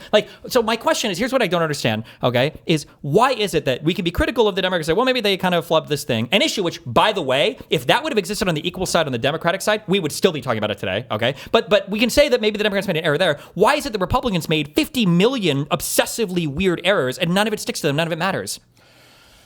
Good question. Wait, think about that, and you can talk about it and I'll listen. Okay. Go, I'm listening. So remember when Kamala Harris gave her kind of grand finale speech in 2024 at the Ellipse in Washington? Yeah. And it was about democracy, right? It was about how Trump is this existential threat to democracy. He is, yeah. Okay, you can think that. I know that. But we've got the save back that we're looking at right now. Notice, so we're now in and we're now what is it? 14 months into the second Trump administration. Democracy is still roughly intact, meaning elections haven't been abolished. That. Okay. And another thing that tangibly is going on and observably is going on right now is that there's a giant war in the Middle East. I don't remember Kamala Harris ever making it a point to inform voters as best she could and as best she could kind of politically frame things that if you vote for Trump, you're potentially voting for a giant conflagration in the Middle East. Hold on, wait. Am I crazy? Am I making this up? Did Kamala not explicitly say that Trump is going to send your children to die in Iran? Am I making this up? Did she? Didn't she Maybe have? She did. I might not be remembering. Pull it up. She didn't give a speech at the Ellipse about it. She didn't make it a major emphasis. She might not have said it at the. She didn't make it a major emphasis because I followed the campaign pretty closely. I'm trying to remember what she said. You want said. nicotine gum? No, I'm good. I hate nicotine. You're all into stimulants now, but you don't like nicotine. I shouldn't get you hooked, actually. I just like amphetamine. It's not all stimulants, okay? I guarantee you'll enjoy this. Well, then I don't want to do it because I'll get addicted to it. True. I'm trying to remember. I'm almost positive that Kamala had made some statements on... I don't think she did. I mean, she came out on her, I think it was her 60 Minutes interview, and she was asked, what is the greatest threat to the United States? And she said Iran.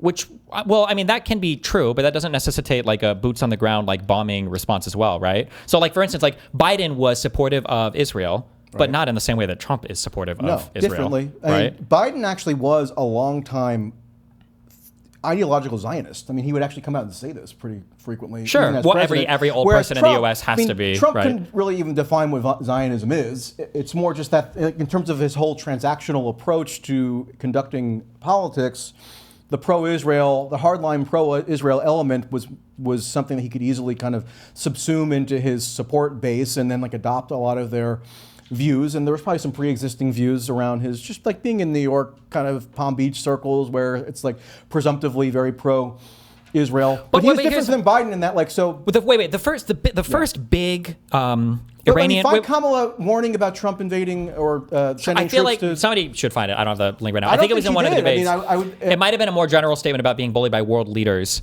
and being pulled into conflict. But I would have to check. I don't think she ever made a point to actually warn specifically about Trump running the risk of getting us mired in another protracted conflict in the Middle East with boots on the ground and economic turmoil, which is what's going on right now. Like nothing. But I mean, like Trump literally. Don't you think? I mean, would you agree with this? Nothing in the Democrats' messaging, by and large. I mean, maybe there's some quote that I don't fully remember off the top of my head right now, but like by and large, generally speaking, nothing that the Democrats were saying about Trump in 2024, or even the preceding 3 years, would have given a preview of one of these kinds of eventualities with Trump. Well, but I don't think that would have been a good messaging point because people just Why didn't. not? Because people don't care much about the war is hugely unpopular. the thing of highest salience at that point was inflation. It was the thing that the affordability stuff. Like I think because a lot of lefties will argue this when it comes to the Palestinian position. I think when we looked up, this might have just been Israel-Palestine, but like this issue is like 6% of voters thought this was one of the most important things. I think at the time people were obsessed with the affordability thing, especially because of all the inflation, and then the Republican huge talking point had to do with the border, which is controlling the amount of illegal people that were coming in. I don't know. I think if you had told people, look, like if you had a window into the future, and you could tell people that, look, everybody, if you vote for Trump, here's what you're going to get. On February 28th, 2026, he's going to, in the middle of the night, just start a gigantic cataclysm in the Middle East. Yeah, but couldn't they have just said, no, we're not? No, what I'm saying... And he said, like, why did the Abraham Accord? So what are you saying here? I'm the president of no new wars. So what are you saying here? I'm just saying this was not something the Democrats ever felt like it was prudent to ever emphasize. And that just gets to this larger... Like, look at how many people didn't believe the project. What about the Project 2025 stuff? Like, I was saying, like, I don't think you should message on this Project 2025 stuff because Americans just don't care about policy. But, like, they denied that the whole time and nobody seemed to care that that's, like, the playbook that they're following now that they're in office. And Trump has even said it, like, oh, actually, I like this now. Even before he was like, oh, I've never heard of this. I have no idea. So I mean, like, I just don't think Americans... My point is that the thrust of the Democrats' messaging never would have prepared the public to anticipate something like what's going on now vis-a-vis Iran. I think that speaks to the larger skewing of Democratic priorities in the Trump era in terms of what they emphasize and what they don't, where on the one hand, they're pretty content, it seems, to throw everything at the wall and see what sticks in terms of Trump. But despite this huge cacophony of anti-Trump messaging that they would constantly experiment with, nobody ever thought that maybe it might be sensible to warn about a giant war in the Middle East. I was warning about it. I was warning about Trump's Iran position in particular. Nobody would really listen. But I don't know. I don't know how you could bring that. I don't even know how you would be able to argue that point with the guy who's just going to point to the fact that he did the Abraham Accords. He's the one that... You could point to his record in the first term, which was geared toward regime change in Iran. You could point that he himself says that in June of 2019 he was minutes away from bombing Iran.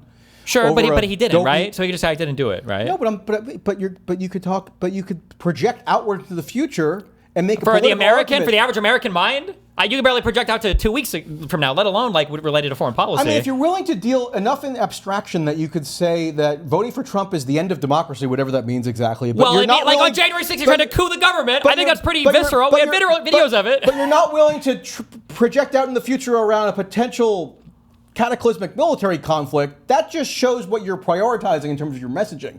Not an aversion to something being too abstract for voters to understand. I think that January 6th is way more cataclysmic than whatever's happening in Iran right now. Really? Absolutely, 100%. Huh. You had a president for the first time that I'm aware of in U.S. history try to circumvent the peaceful, or he did circumvent the peaceful transfer of power. It was a violent transfer of power. And then you have Iran. How many? What's the death count in Iran versus January 6th at this point? I don't know. What was the death count in the Revolutionary War compared to the death count of COVID? What does that have to do with anything? I'm not saying what does the death count have to do with anything? Well, you're saying in terms of what's more cataclysmic or destructive or lamentable. I do think that the death count is one metric we can use. It doesn't have to be the be-all, end-all. That's the death one count, when I'm thinking of use. harm, I would never use the death count as the harm to American democracy. I think I would look at what was the president doing Just to try harm in general. I'm not talking about harm in general. I'm talking about specific harm to democracy. Oh, I to think democracy, the U.S. okay. president trying to circumvent the peaceful transfer of power with a whole ass scheme that's completely public, I think is crazy to me. Well, I mean, I do think that a protracted war being launched does tend to go hand in hand with, for example, the abridgment of civil liberties, with more government surveillance, with more, less tolerance for freedom of speech. I agree, but Bush didn't try to prevent the peaceful transfer of power. Like nobody tried to coup the government after the Iraq and Afghanistan war, except for Trump. I acknowledge that Bush did not do what Trump did on January 6th. No argument there. I'm just saying, like, there are reasons to be worried. If you're worried about democracy, broadly construed, just in terms of kind of liberal democratic norms and I can agree with you there, but that's way more abstract than the president is trying to coup the government, is trying to prevent the peaceful transfer of power. Like in an abstract way, more Middle East. Do you even have a problem with the Iran thing going on right now? Or are you basically in favor of it or opposed to it, or what's your view? There's like a world where I could be okay with it, but not under this administration and not with the people leading it who are leading it right now. I'm not a fan of the. So if it was Kamala Harris or Gavin Newsom or Pete Buttigieg doing it right now, you'd be more inclined. I would have to know what the purpose or what their vision is or what exactly is going on. Okay. I guess right now in my mind, this is exclusively like an Israeli project that Trump is along for the ride on because he's an idiot. Is how I view it. Okay. I don't think Trump is conferred with. What are some hypothetical circumstances where you can imagine yourself supporting something along these lines? Hypothetical circumstances would be a world where Israel is still more constrained by a Democratic president rather than a Republican one, and then a world where, say that same, when the Ayatollah is killing protesters and the thousands or tens of thousands, depending on what numbers you believe, if that event is happening and there's some other group of people in Iran that seem like they could take over the government and there could be something, I don't know, obviously these types of regime changes could be messy. We have the whole Iraq thing. I don't know if I would, but at that point I would at least have to think about it, as opposed to right now, I don't know if you know, I don't know if anybody knows why the United States is involved with Iran. It feels like we've gotten 3 different reasons stated, and I don't know what we're actually doing there, what the mission success is. Or Well, I'm much more instinctively averse to it just on principle, I guess, regardless of who would be president, meaning forcible imposition of regime change in Iran by the United States. That would be more of my starting point in terms of analyzing this, whether or not it's Donald Trump. Obviously, with Trump at the helm, you have a much sort of crazier situation. Sure, where I agree with you. That would be but I'm saying there are things that could make me consider it, right? If Iran killed 10 million people under Kamala Harris, you'd be like, okay, well, fine, maybe we should do something, right? I'm saying I would at least think about it. But under Trump, I don't think Trump has a mind or a vision for the Middle East. And whatever is happening right now is probably exclusively serving the interests of Israel, which I don't know necessarily benefits everybody in the region or even long-term U.S. interests in the region. And aren't you a pro-Israel guy? What would be your problem if it were serving the interests of Israel? Because the United States should work with Israel because oftentimes our interests are aligned. And as long as our interests are aligned, I think they're a valuable partner to work with. I think that because of the style of government, because of the background of their people, I think that we generally align more on things.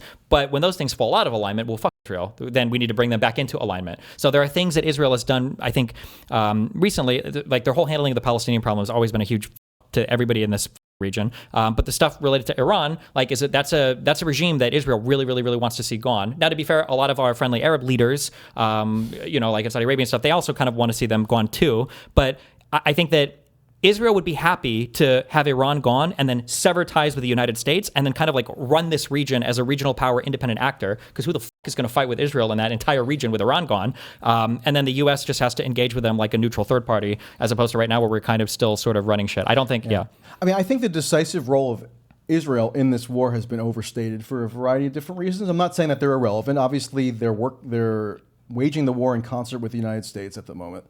I just think that the attempt to ascribe singular responsibility to Israel is being done for a variety of kind of questionable political reasons or even self-absolving reasons on the part of people like a Dave Smith or a Tucker who now want to shift blame entirely onto Israel because they can't grapple with how they peddled this radical misconception of Trump in 2024, right? Well, no, I understand. Let me be clear when I say this, okay? If I were to tell you, okay, that my... I think this is part of what... Wait, real quick. If I'm at home, okay, and I were to tell you that while I was at home, if I were to tell you my 30-year-old son stabbed and killed his... Is he in the next room? 30-year-old girlfriend. Yes, say they're in the next room. My 30-year-old son stabs and kills my 30-year-old girlfriend, right? I'm imagining that you would say that was his fault, right? He stabbed his girlfriend and killed her. You're not going to blame me for that, right? Sure. I mean, right? But let's say that I tell you. But let's say that I tell you my 5-year-old son stabbed and killed his friend while he was at my house. you probably blame me for that. But I mean, like, he did it, right? I'm viewing Israel as like the child. I think that Israel has its own goals and desires. So when I say Israel is pushing and it's because of them, what I'm saying is that the U.S. government, for Trump, they don't have the responsibility, the vision, the wherewithal to actually issue any sort of guidance or to compel Israel to act in a certain way. That Israel's always wanted to do this. Under Biden, they would have gladly done a regime change operation in Iran, but the U.S. would have said, we're not doing that right now. You guys are crazy. But under Trump, they will. So when I'm saying I'm blaming Israel, I'm still blaming the Trump admin. I'm not shifting all those responsibilities to Israel because they should be on the U.S. It's like, well, hold on, let's think about like what's going on here. But the current administration doesn't. Is what I'm. Yeah, I guess I've just been trying to make the argument that Trump is more the primary agent of responsibility here than I think a lot of people, especially on the internet, have been willing to accept. Because what did Trump come barreling into office for his second term proclaiming? Basically that he was on this globe-spanning mission of conquest. No. Yes? He came in as the president of No New Wars. Well, after he got elected, right? After he got elected, Then he started to starts change, rambling sure. about wanting to seize Greenland. And building more ships and everything. That's true, He gives his inaugural address, which I don't think anybody picked up on at the time other than me, but I happened to notice and thought it was a little bit curious that his speechwriters decided to write him lines heralding William McKinley as his model for the second term.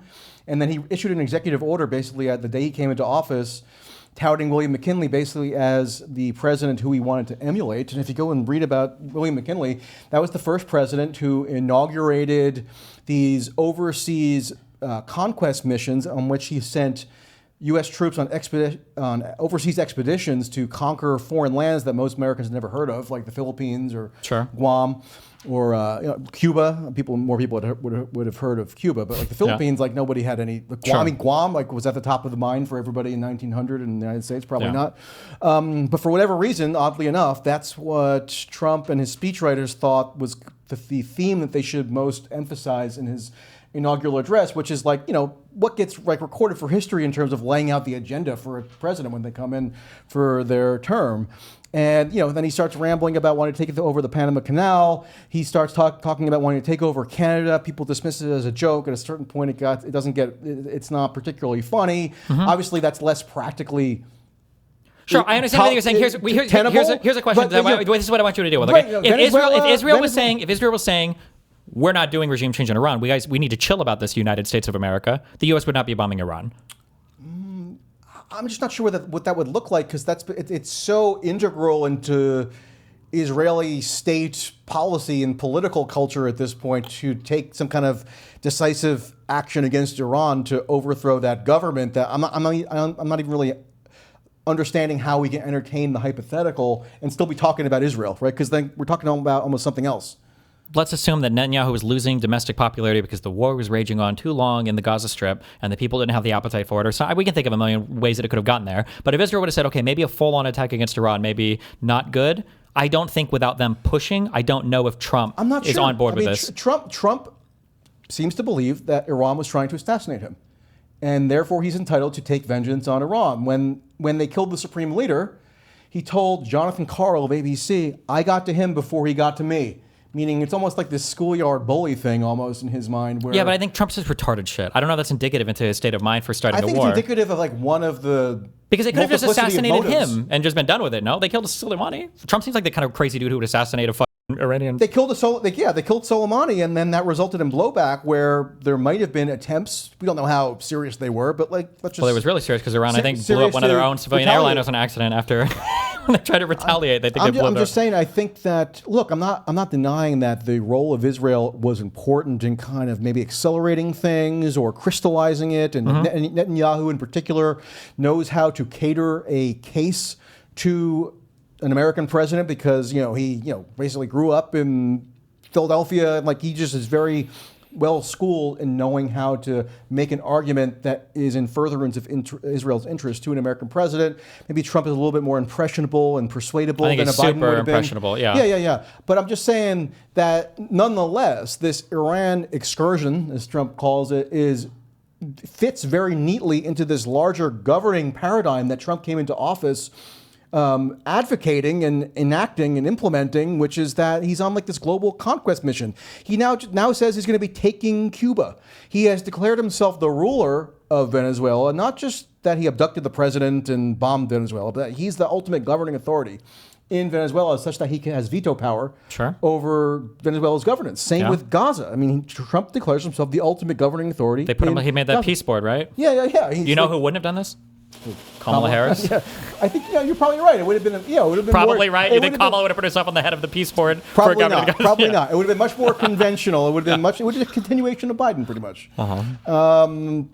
So I just think that I think at the very least that interpretation of why Trump has started this war with Iran is worth giving a little bit more credence than I see as being commonplace at all in the popular discussion of this, rather than focusing so monomaniacally on Israel as though like it's the prime mover and its influence is insurmountable and you can never defy Israel. Like they're always going to be calling the shots. No, and they're this is always cringe. I don't puppeteering believe Trump. the A AIPAC lot of people obsessive believe stuff. that I understand, and all of that is stupid as or the weird anti-Semitic stuff, or the Zog stuff, Zionist-owned government. I agree that all those are stupid as fuck. Okay. But I do think right now, I think Israel can do basically whatever it wants because I think Trump is just a weak man with no vision for the region. And if he sees something might serve his interests and Israel can sell it to him, I think he'll just go along with it instantly. What do you think of like Russiagate levels of Democrats thinking right now that Trump launched the war for something to do with Epstein? Whether it was just to deflect politically from the attention on the Epstein files, or because maybe he's compromised by Israel and they've got blackmail on him. When I look at the- or, in my there's mind- variations of this theme, but like if you look at this poll that was done a week or two ago,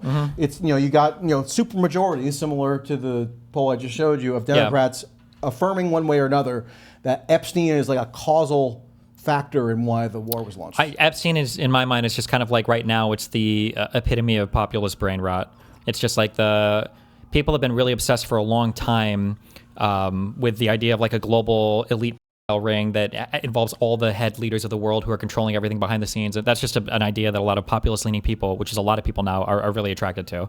And the reason why I put the onus on the Trump admin for this is because I don't think anybody's done more to undermine the institution of government and the institution of the media and the institution of everything in our information landscape than the conservatives. Like you've got Bongino on what was it, Tim Pool or Joe Rogan, who's like, I got a friend of the CIA and he's seen all the Epstein shit and he knows it's I think that was on his own Dopey Brumble Was podcast. it on his own? Yeah, I thought he was talking another. He might have been on his own. Maybe, You've got maybe. like Pam Bondi, who's here's the fucking part one. Sure, the Epstein files. Like I think the conservatives ham this up hardcore, but they ham up I agree. every conspiracy theory between. Like, how can you look at? Wait, I love you, vegan gains. We don't want to do that right now. Trust me. What was that? Just another guy who wanted to argue stuff, but it's not worth it right now. Vegan gains. Okay. Yeah, the Epstein I have stuff. to take some workout tips from him.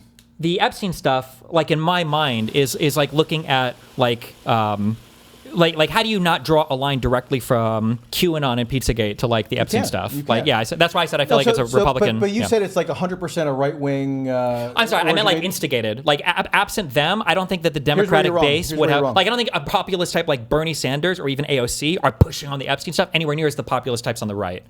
But I do think that the with a populists on little the bit left find it different intensity, attractive. But I mean, however intense any particular Democrat is pushing it right now, it's become such a dominant narrative that you It has, have yeah. like the vast majority of Democratic voters I agree. just saying that Trump went to war with Iran over Epstein. Yeah. So that's notable, right? Not and like good. it's all, and then like there have been periods, maybe not quite so much in the past few weeks after the war started, but like if you tune into MSNBC or MS Now or like any kind of more Democratic leaning media outlet, it's like Epstein 24/7.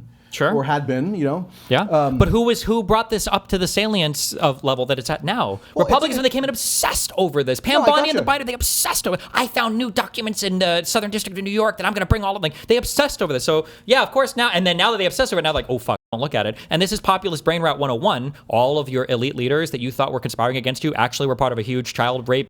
Because like everybody, all the populist people want this story. There's always been an undercurrent of people who did believe that. I mean, like we're all fundamentally ruled by this cabal of elite pedophiles. But the Republicans are the ones that now it's elevated this. But now it's become so incredibly mainstream. I agree, yeah. But the So Republicans it's a are the different ones order. that brought this up here so much, right? Well, if I run around the house and I sprinkle oil on everything, I set it on fire, we both burn. But like the guy who is setting the house on fire probably has a little bit more responsibility. But I agree, it's a huge problem on the Democratic side too. I don't like talking about it. I hate it when people bring it up all the time. Oh, yeah. really? Okay. But Yeah. so, I mean, or when I say I don't like talking about it, what I mean is that like it's a brain rot topic. Most people's thoughts on it are fucking retarded. And most people that think that the Epstein thing is important hate both sides equally anyway. So it doesn't even serve my political narrative which I want to support the Democrats more than the Republicans. And I don't think there are as much of an element of truth of most of the claims people make about it. I think it's a fascinating narrative. I can't get enough of it just from the standpoint of like chronicling the mass hysteria or the moral panic, as I would see, as I would regard it, I mean, and how it's become so pervasive in terms of the beliefs that it engenders and how it's internationalized. Like, it's not just the United States. I mean, this has like been the number 1 political scandal or controversy in, you know, France, Norway, Slovakia, United Arab Emirates for a time, Britain, obviously.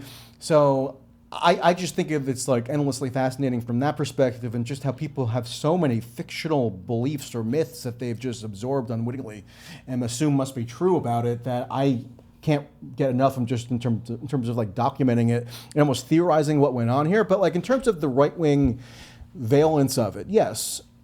What makes the issue so resonant, and why people, I guess, maybe are kind of badgering you to talk about it, is because of the ideological synergy of it, meaning it's not limited to one or the other. It doesn't neatly kind of... it very neatly encapsulates everybody with right versus left. 75 IQ or lower is what it neatly tracks with. But go back to in 2018, right? So there was a series of articles in the Miami Herald by this Julie K. Brown journalist. I don't know if you're familiar with her, if you've seen her, but like she's still considered one of the preeminent Epstein expert journos in the country. Okay. She puts out this series of articles in November of 2018 that breathes new life into the Epstein saga, right? And it causes a huge controversy politically because she frames it as Trump's labor secretary, Alex Acosta, gave a sweetheart deal to Epstein, sex offender, blah, blah, blah, blah. And Julie Brown has said that, you know, she was pursuing this story because she was looking for an angle that she could, for an article, for like a avenue of inquiry that she could pursue that was anti-Trump, that she could peg to Trump. And she found the perfect news peg. Trump's labor secretary, Alex Acosta, was in fact the U.S. attorney for the Southern District of Florida when Epstein was prosecuted and had to plead guilty to pursuant to a federal non-prosecution agreement in 2008. And so she kind of revived this, right? And she also tied in with Me Too. She credits Me Too as catalyzing this renewed interest in the Epstein story circa 2018. Then the federal prosecutors in the Southern District of New York, they see this article and like the huge political uproar that it engenders, and think, okay, maybe we need to think about maybe federally re-prosecuting this guy. They're already collaborating with one of the victim's lawyers, Bradley Edwards. But you know, in some of these new emails, you see them passing around links to the Miami Herald series, and like the Southern District of New York was kind of a hotbed for the more sort of like adventurous anti-Trump prosecutors that were allowed to stick around in the DOJ in the first administration. So it became it was like a largely, not exclusively, but largely like liberal coded issue at that time in terms of how its mainstream purchase that it was getting. And then, you know, Epstein ends up being, you know, re-indicted. He's put in the federal jail facility. He dies in custody. Then, you know, there's a whole kind of blossoming of these more like left-oriented conspiracist narratives like TrueAnon and those people where, because like they think, oh, we can connect this to Bill Barr being the Attorney General, and Bill Barr's father might have hired Jeffrey Epstein to teach at the Dalton School in New York City in the 70s. So there's a lot of dot connecting they can do, right? And, you know, and the Trump administration was in power when the death occurs. So if people want to make the most nefarious possible inferences from that connects it to Trump in some way, they can. And so, yeah, there is a big left liberal interest in it in terms of just the kind of more commercial pop cultural coverage like Netflix and stuff. That's not right wing, really. But they do this like filthy rich documentary that is very like survivor focused. Like we got to lift up their voices. And you see a lot of that style of coverage that kind of gets people maybe of a little bit more of like a Democratic aligned or like loosely political, maybe apolitical, but culturally liberal in some fashion, kind of thinking that the Epstein story is a really important thing to have to be preoccupied with. But then, yeah, when the Biden administration comes in, then you do see a more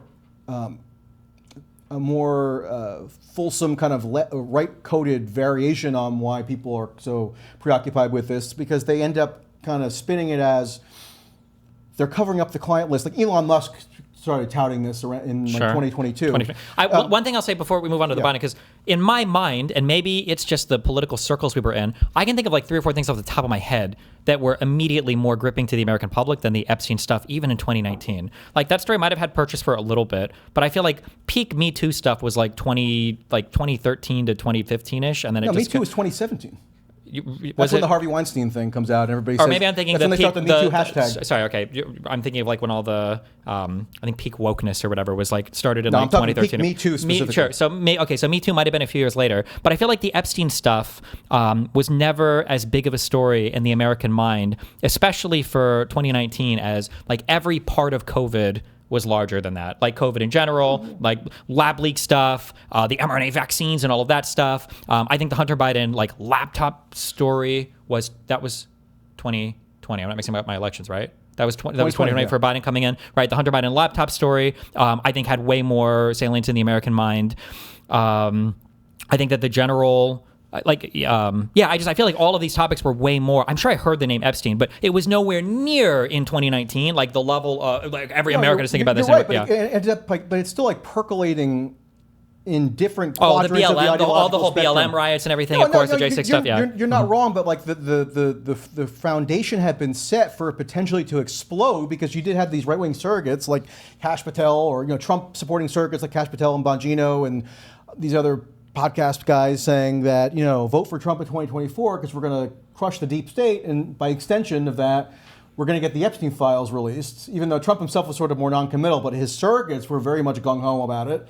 And then it was the perfect recipe for it to just explode to even more monumental proportions when Trump's back in office, right? Mm-hmm. Trump did have a personal relationship with Epstein years ago, and they put out this memo last July saying, look, all these kind of common tenets of the Epstein mythology we're dispelling, meaning there's no client list, there's no blackmail operation, there's no predicate to charge any additional people with any sex crimes. And so it just explodes in a way that is orders above what maybe it had been percolating in the background as for the preceding couple years. I'm just saying that like there was a diverse ideological confluence of people that were interested in the Epstein story that, and then you light the fuse and then you add Trump, who's like the dominant narrative anyway, and lo and behold, now it's the number one anti-Trump oppositional narrative of the second term, akin to how much Democrats would have been focused on Russia or Mueller or that narrative in the first term. I mean, look at any congressional hearing now.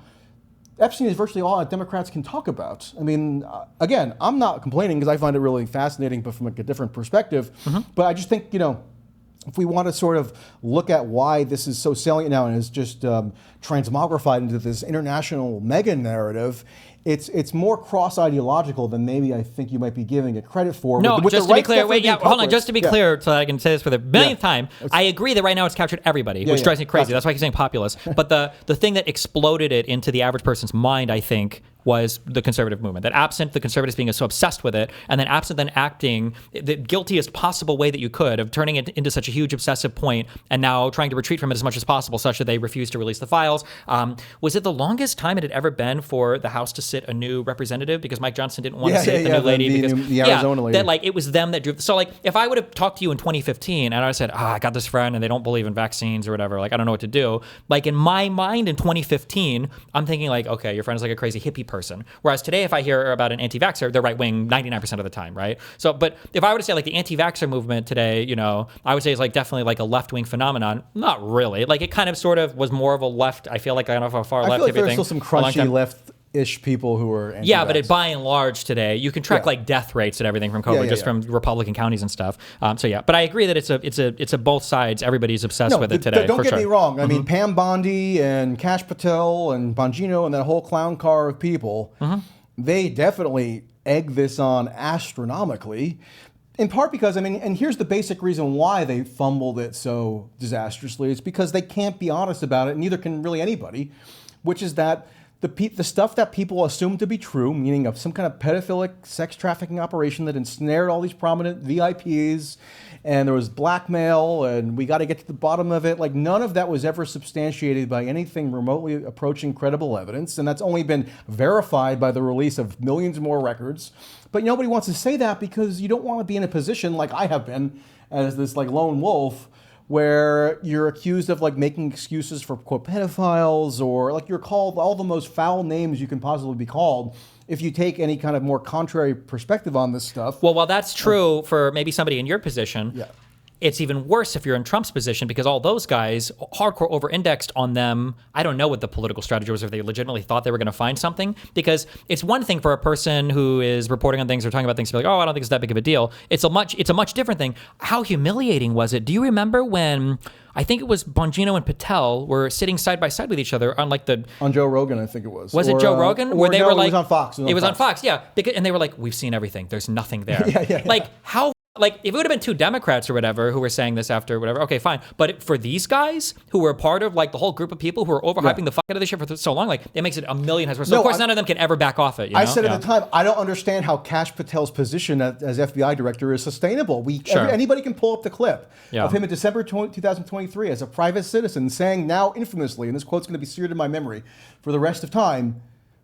He's saying to the previous FBI director, Christopher Wray, put on your big boy pants and tell us who the pedophiles are, as if he somehow knew and had exclusive insider info that this list of pedophiles was being concealed by the Biden FBI, and Christopher Wray could just open a drawer in his desk or something and tell the public who all these demonic pedophiles were, and they were going to implicate all these Democratic donors, Bill Gates and Clinton and Larry Summers and Reid Hoffman and whomever. And now he has to come out with stone-faced and say, look, I mean, turns out kind of did kill himself. There's no real trafficking. Like, nobody's going to take that seriously. Yeah. He's not going to be a messenger that anybody's going to credit as legitimate, given like the comical contrast that you can find in 2 seconds of Google searching with how he approached this issue in the past when he was just kind of this like flame-throwing, red meat tossing right-wing pundit. So yeah, I mean so the Trump administration kind of laid its own trap for itself in a lot of ways, and they've never figured out how to extricate it themselves from it. So it just keeps I think going it's on very and on easy and on. for them to extricate themselves from it.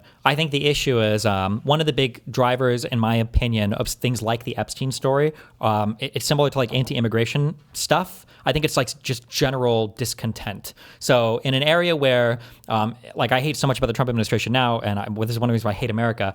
I shouldn't say I hate America, but it frustrates me endlessly about American citizens is as long as life is going well, people will generally chill the about a lot of stuff. Like if gas prices were low, the economy was going much better, affordability was improving for people. Like if all these indicators are going up, I think people might not be as fixated on the Epstein stuff. I still think it would be a pretty sensational story, but I think the fact that like everything is so fucked, and it seems like there's like another thing and another thing and another thing. The Epstein story is that one thing that has maintained its like crystal clear point of this administration is fighting tooth and nail to never release it. So as long as there's like a new fuck up and a new fuck up and a new fuck up, you can keep pointing back at that and go like, oh, what's going on with this? Yeah. Have you noticed that all the most clever and ambitious Democratic politicians right now, some of whom are planning to run for president, like Ro they're now almost toying with a embryonic stump speech that they're going to use within in the next year or two, Ro in particular.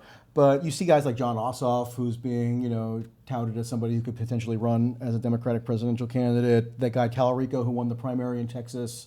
They're all saying stuff like there's an Epstein class that we all have to band together and dislodge. It's almost like they're trying to do the Occupy Wall Street, us versus the 1%. It's the populist messaging. Class. Yeah, of course, yeah. But the thing with the Epstein class kind of theme is that by invoking Epstein over and over again, you're not just making some kind of like neutral reference to the moneyed elites who are, skewing societal resources or something like that. You're referencing pedophiles. Like, I mean, that's what most people think. Like, that's the word association that the 99% of people will make if you utter Epstein at them today. Yeah.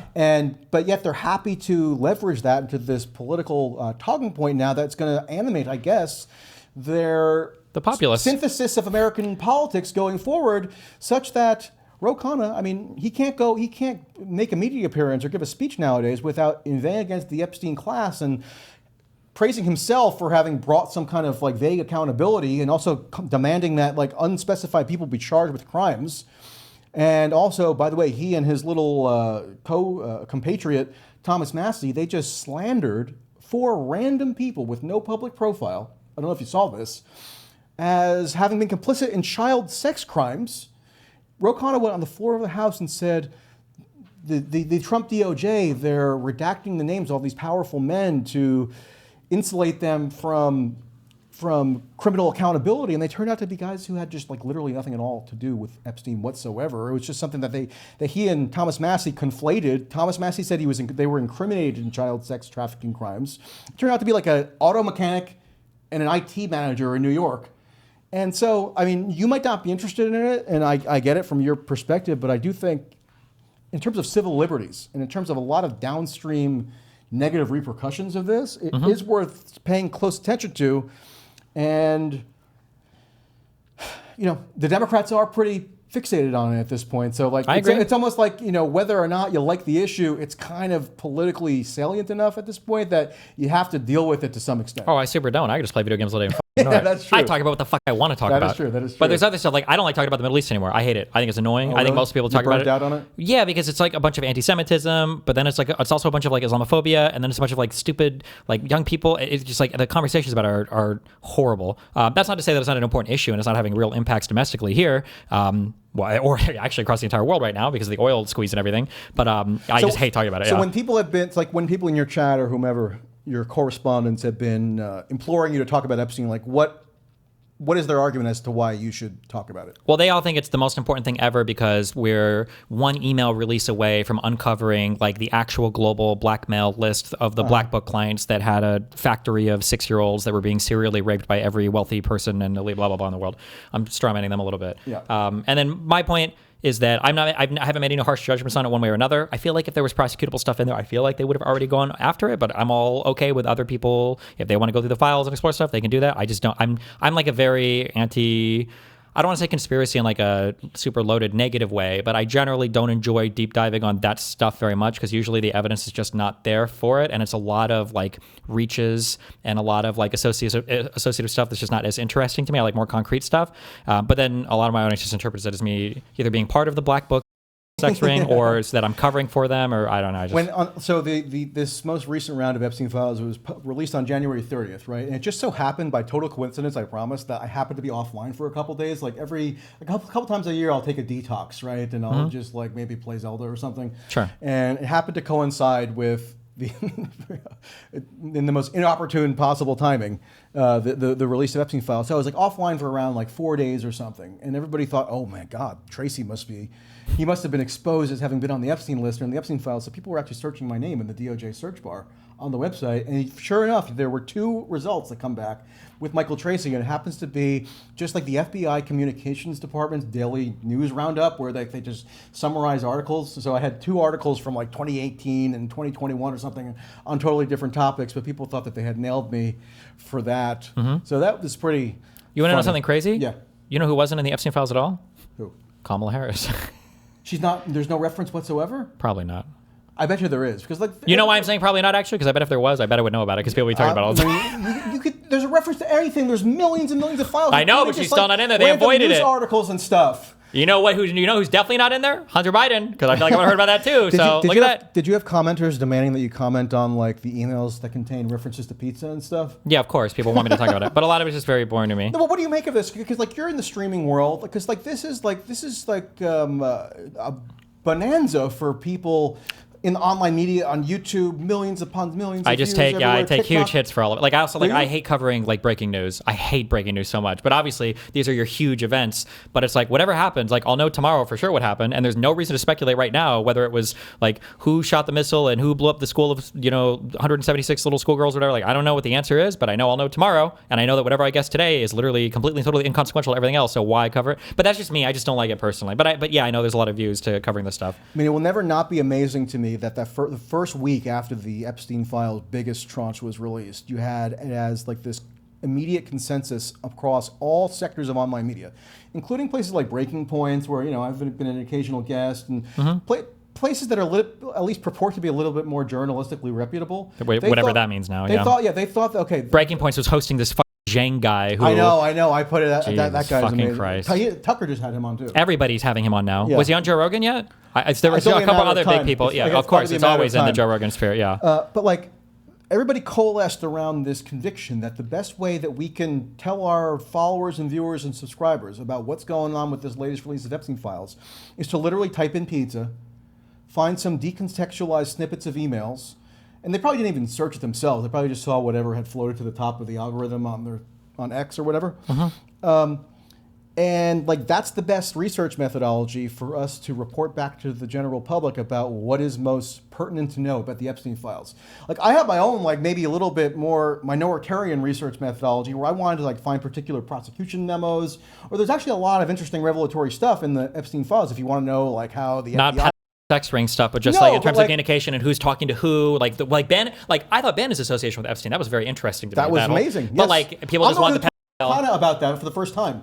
people just want the sex ring stuff, otherwise they don't. No, give a but like fuck, in terms of like the machinations of how the FBI and the DOJ puts together a prosecution like this, which is a very high profile. I mean, a lot of the interesting stuff that I was looking for actually was dispelling the common mythology around what people just assume to be. What a pointless what is true endeavor. here. Yeah, I know, exactly. But like across the media, streamers, YouTubers, everybody, they all, every social media personality, like, okay, what should we hone in on here? Pizza. That to me was like kind of a turning point. Not that I already wasn't extremely disenchanted and in fact very aggressively like adversarial towards a lot of this new media ecosystem, but like that was a turning point to me. I'm going to put it in a time capsule and just say, okay, this is what people thought that they would be most informative to transmit out to the public in terms of what they should take away as the key findings from the Epstein files. Just seemingly odd references to pizza from emails in 2013. Meanwhile, like if you actually do search for pizza, which I did because I talked to the Pizzagate guy this past week, like you can actually find like receipts for pizza orders attached to some of these emails that people seem to find so incendiary. And it's just so, like, I hate to use this term because I know people were offended by it, but like Trump coming into office told us that we were, or his supporters said that we're not allowed to use it. It really is like conspiratardation to a degree that is just almost like unprecedented, at least in terms of my adult life experience, in terms of like what everybody just agreed was the most prudent course journalistically in order to report on this story. So I don't know. It's just, I will never cease to be amazed by it. Yeah. I mean, if one side is covering it and they're getting a lot of views, like there's going to be a lot of pressure from everybody else to cover it. I mean, you saw, I don't know if you've ever followed like with Trump's whole big lie for the 2020 mail-in voter fraud and all that. Did you ever see the what got published? It was like 90 slides from the Dominion v. Fox News lawsuit or whatever. Like there was I saw some of that, yeah. Ton of pressure inside Fox News. Like every time they talked about bringing on any of these lunatics, Sidney Powell or Giuliani or any of these crazy people, it was always in reference to who's the big owner guy for Fox? Murdoch? No. Murdoch, yeah. Yes, Murdoch. Is that, yes. And he's like saying... News Corp. Yeah. I think there's a guy, I think you might be referring to the guy who was in charge of Fox, which is like a subsidiary of News Corp. Yeah. I feel like I'm not thinking of Murdoch. No, Rupert Murdoch. It is. I am thinking Murdoch. Right? It might be it's Lachlan Murdoch. It's Murdoch is in emails and they're like talking to each other. Like Newsmax is killing us. Like these people are gaining like so many viewers. Like they are cannibalizing our audience, and this is like a huge concern for them as they're doing the news coverage. By the way, like, post 2020 election, that was another period where I was denounced as being afflicted with TDS, just hating Trump, and that's my only goal in life is just to vindicate my hatred of Donald Trump because like the 2020 election fraud theories just did not hold up to scrutiny. Like I did a cover story for the New York Daily News one week where I went through methodically went through some of the claims around how like supposedly the turnout in Philadelphia and Detroit and Atlanta and Milwaukee were inherently suspicious, but then if like you compare them to other metro areas, they were actually pretty consistent across the board. So there's just a million people were. A lot of these claims were literally debunked within like 12 hours. Like there was a big one about Pennsylvania, about how more people voted than had been registered to vote, and this claim came from a guy who was looking at a database 2 years earlier that had to do with like people that were registered for a primary instead of like the actual voter turnout. And like a guy had found this in hours and had tweeted back at him. But that Pennsylvania lie carried through all the way to the ellipse speech on January 6th, or the thing about the. It was Fulton County with the State Farm Arena, right? And the broken pipe. On Election Day. Yeah, and they lied about all of that. Like those were just lies that were debunked by, within 12 hours by the Raffensperger, was the secretary. The Secretary of State in Georgia. Yeah, and then he did a video like within 12 hours, and that lie carried through. It actually still carries through to today, but it was repeated on January 6th of the election. It just goes to show that like, so all the Trump adjacent people or the Trump supporting people who would have loved what I was doing on Russiagate because it incidentally seemed to exonerate Trump on some level could just easily swing on a moment's notice to despise me after the 2020 election, which is why I can never kind of consciously determine what it is that I'm going to focus on journalistically by reference to any kind of partisan framing, because I think that's just a fool's errand, and you're never going to make everybody happy. Well, no, that's why usually people just stick to one side. Like, there are tons of people that watch me when I was friendlier towards conservatives a couple of years ago. The comments that I would always see when I'm on conservative podcasts are, Destiny's actually really smart sometimes, but when he talks about Trump, he's got TDS. So when I see a comment like that, what they're hearing is, when I'm willing to say there are people on the left that are crazy, they're like, oh, this guy's spitting fact. But then if I criticize their side at all, it's like, oh, he's a fucking sellout, retard, idiot, TDS. And people will do that with every political issue ever. So if you have a mixed bag of political issues, the things that align with them, they'll say, oh, this guy's brilliant, I love his thought process, he's really cool. And then when you go over here, like, oh, but he's still deranged and deluded on this stuff. Not even like, well, maybe he's got points over here that I consider, but I disagree. But like, he's deranged and deluded here, but he's super smart and has a great thought process here. That's just how it goes right now, especially. Yeah, and you're doing a different thing where, I mean, you are, I think, honest in saying that your sort of aim, or one of your main aims in having your public profile, is to support the Democrats, or to maybe right now, tell the Democrats like what their best arguments are, like what are the best arguments that Democrats can capitalize on against the Republicans and Trump, et cetera.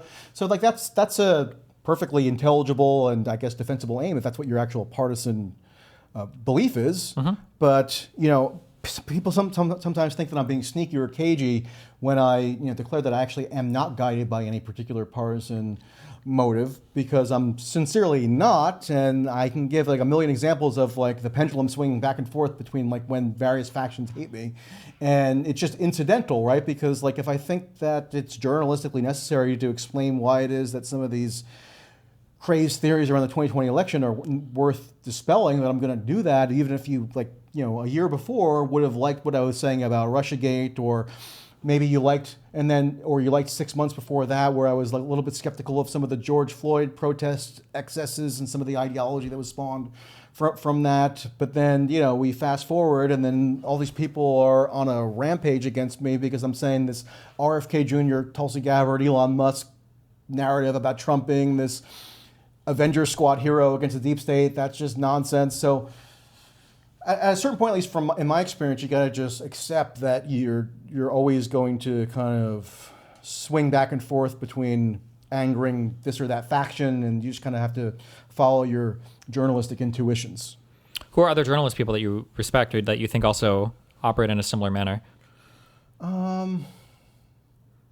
Well, it could be mainstream, alternative, Twitter posters, whatever. So I was asked recently to become the new podcast partner of Matt Taibbi. Oh God! So I have a long-standing respect for Matt Taibbi. I definitely there's another guy that I hate with all my fiery heart. I definitely had some misgivings about some of the stuff that he's done in recent years, and I think now he's kind of almost even accepted that some of the approach to Trump in 2024 wasn't great. Okay. I will always like Glenn Greenwald. I mean, he's a personal friend of mine as well. Another guy I super hate. Yeah, I'm sure. Oh, man. I'm sure. But we fight behind the scenes about a lot of stuff too, and still about Trump. And yeah, there are some more. There's some good mainstream reporters too that I would have it's not quite as overtly political in terms of how I would align with them or something. But I think. For somebody Ken like Vogel at the New York Times does a lot of good stuff. That's one, and there are others. Let's see who else. I'm curious for somebody. There's nobody really on Epstein. Like I'm on a raft in the middle of the ocean on that. Hanania? Yeah, I think he's still not quite sure if he actually considers himself a journalist or not. I think he's done journalistically oriented things. It's funny. Oh, well, nowadays, if Nick Shirley considers himself a journalist, then I think we can all be. It was funny. Like in September, we were at this Epstein survivors press conference. I don't know if you remember that, where like this woman comes up and says, "We're going to make our own client list if the government." Oh, I think I remember this, and they were getting a bunch of civil litigants together. It was in front of the Capitol, but Thomas Massey at that point didn't want to talk to me anymore because he was like angry at me. So I kind of deputized Hanania to go do like a journalistic task on my behalf to like ask Massey some questions and get his answers. So I guess I forced Hanania into some journalistic activity. I mean, I get along with him. I'm friendly with him. We do streams and stuff together. Can I say, I'm curious. I'm putting you on the spot a little bit here. What was the last good piece of reporting that you feel like Taibbi did? Last good piece of reporting that I feel like Taibbi did. Let's see. I mean, he's had some good stuff. He had a series. We had an article recently having to do with the Labour Party in the UK. I'm not going to be able to summarize it well, but sure. he's done good stuff. Okay. Okay. I'm now stammering because I'm not going to be able to summarize it well. But there was something that was Because he's a good. dog shit reporter who does that's dog not shit true. work. That's not true. He's Free done a lot of PR good for stuff. Elon Musk. Absolutely. I'll still defend the Twitter files. I mean, I think that was perfectly justifiable journalistic practice on his part. I think the concept I'm new sorry, owner. if you're not journalistically interested in the behind-the-scenes conniving between major social media companies and the security state apparatus. Oh, that would be really interesting. That's what the Twitter files was fundamentally No, the about. Twitter files was a guy who had a personal hatred for the last CEO, bought a new company, and then brought in a bunch of journalists to talk to his engineers to see stuff that he exposed to them to write articles to hit pieces about it. And the other journalists that he 100%. brought on, they were given free reign to search through the archive. They were on their own. given, first of all, you have no idea how much the archive they could search through. None of us do. Only Elon and his do. employees do. You don't know what exists. You don't own Twitter. You're trusting that Elon, there's an implicit trust there that Elon is providing everything that would need to be provided to them to do all the digging that they need to do. Number one. And number two, the access they had was talking to guys that were working at Twitter who were searching through stuff for him or making stuff available All to I know them. is that Matt Taibbi, Li Fong, he's another one. He's another journalist that I would say I respect. He does a lot of good stuff. Okay. He was brought on with Taibbi to do the Twitter files research. They went to the office in San Francisco. Yep. And they had basically, according to them, and I trust them, as they had unfettered ability to search through the materials that were presented to them. Does that mean that literally everything was provided? I don't know. I'm just saying that what was available to them, they had I'm just saying unscrambled ability to search through. in any other circumstance, I think that people would have looked at that story a lot differently, where the new wealthiest man in the world who just bought a company who had personal hatred for the last owner of this company on a platform that was bullying him, bought the new company and brought in a bunch of journalists to write hit pieces about the old owner. Well, Elon didn't even hate Jack Dorsey. Jack Dorsey supported Elon taking the company over. It might at some point. I think it transitioned because Jack got weird or whatever. But Elon was deeply personally bullied by a lot of people on Twitter, and everything related to, because Twitter was, back at the time, people might have forgotten this, but Twitter was considered a somewhat like wokish platform. Yeah, it was. Right. And Elon's whole political there was identity. A lot of convoluted speech regulation going on around like dead naming trans. And all Sure. that Yeah. stuff. And people get real. Oh, and yeah, the trans stuff is animating 51% of the Republican heart, okay, and has been for the past 10 years or whatever. But I'm just saying it went beyond that. I mean, it went Sure. beyond just the trans stuff. okay, there was always I'm just very convoluted saying, speech codes that they were debuting. I'm just saying that if a billionaire bought a company, let's say me and Jeff Bezos start fighting a ton, and then let's say tomorrow I buy the Washington Post and I bring on new reporters to write about how horrible the Washington Post used to be under the old ownership, who happens to be a guy that I had huge beef with, and a publication that was like writing a bunch of bad things about me, everybody would look at that and go, okay, bro, you brought in journalists to do hit pieces on the old owners that you now control the access of information they have about them, right? That's like a crazy set of circumstances, regardless if the reporting was good or bad. Like, just the start of that is kind of crazy, right? But it's kind of crazy, right? Irrespective of whatever Elon Musk's motives were, right? We still had a bunch of unimpeachable, verified primary source material that chronicled the surreptitious coordinations that were going on between a major social media company and aspects of the national security state. Sure, but I mean, like, I feel like you could read the primary source documentation. You don't have to take Matt Taibbi or Li Fang or anybody else's word for it. And to me, it was a very illuminating window into how that stuff works. Yeah, but I would say the vast majority of the people that even bring up the Twitter files never even read them or engaged with them at all. Did. I mean, so, a lot of people are dumb. I'm not going to dispute that. Sure, no, I know. But like, it's not like I see Taibbi or these people fight against these interpretations a lot. But like, one of the things that stood out to me a lot when Taibbi was reporting about like Twitter's coordination with the federal government, like the two big takeaways that people never seem to get from this, because they've never read the Twitter files, is that one, Twitter, generally speaking, didn't cooperate with the federal government. There were a lot of huge lists that were sent for banning people, whatever, that they ignored. And then two was that there was one email where Adam Schiff, when he was a congressman, tried to contact somebody at Twitter to ban a bunch of accounts, and it seemed like they didn't take action on Sure, it. they were like, these might be Chinese accounts. But I would still like to know that Adam Schiff or his office were trying to get that done. That's right? fine. And you can know that. That's okay.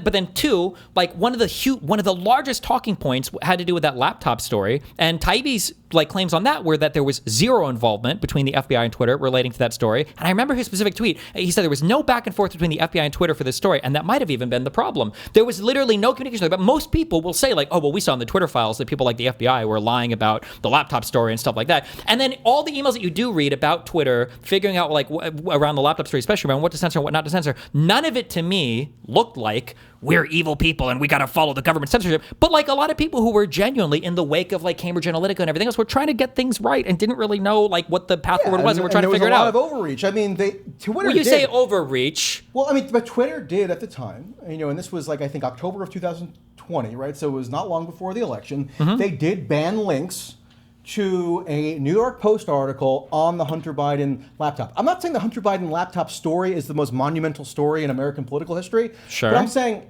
I remember I tried testing it out myself, and you couldn't tweet the link or even send it in a DM for less than 1 day. Yeah, for less than 1 day. Yep. Okay, fine. So I would still like to know how that policy came about, and the Twitter files did shed light on what the thinking was behind that policy. Less than 5% of people will know what you're talking about, though, because people will assume that the Twitter files confirmed that story was censored at the behest of the FBI, which was Trump's, by the way. No, but I think, my memory is, I have to go refresh my memory on some of the granular details of it, but my memory was that the social media companies were kind of priming themselves, sometimes in concert with with some government agency, but almost on their own accord, to prove to the public and to their government regulators that they were not going to succumb to any kind of foreign interference campaign as they allegedly had in 2016. Sure. So they instituted all these policies that went above and beyond in terms of potentially curtailing the distribution of certain materials that might be attributed to some foreign actor. And that's what happened with the Hunter Biden laptop story, which I'm sorry, again, I'm not saying it's the most momentous scandal in history again, but the material on that laptop was proven to be authentic. So but we still don't know if that was a Russian-planted story or not, though. Whether we don't or not know. It was. Well, but what I'm saying is, sure, but it would dramatically just like change. The John Podesta emails were all authentic, even if arguably or allegedly they could have been disseminated as a result of some actor connected. But that's with the Russian state. That would be one of the most important parts of the story, right? Is knowing who disseminated that information.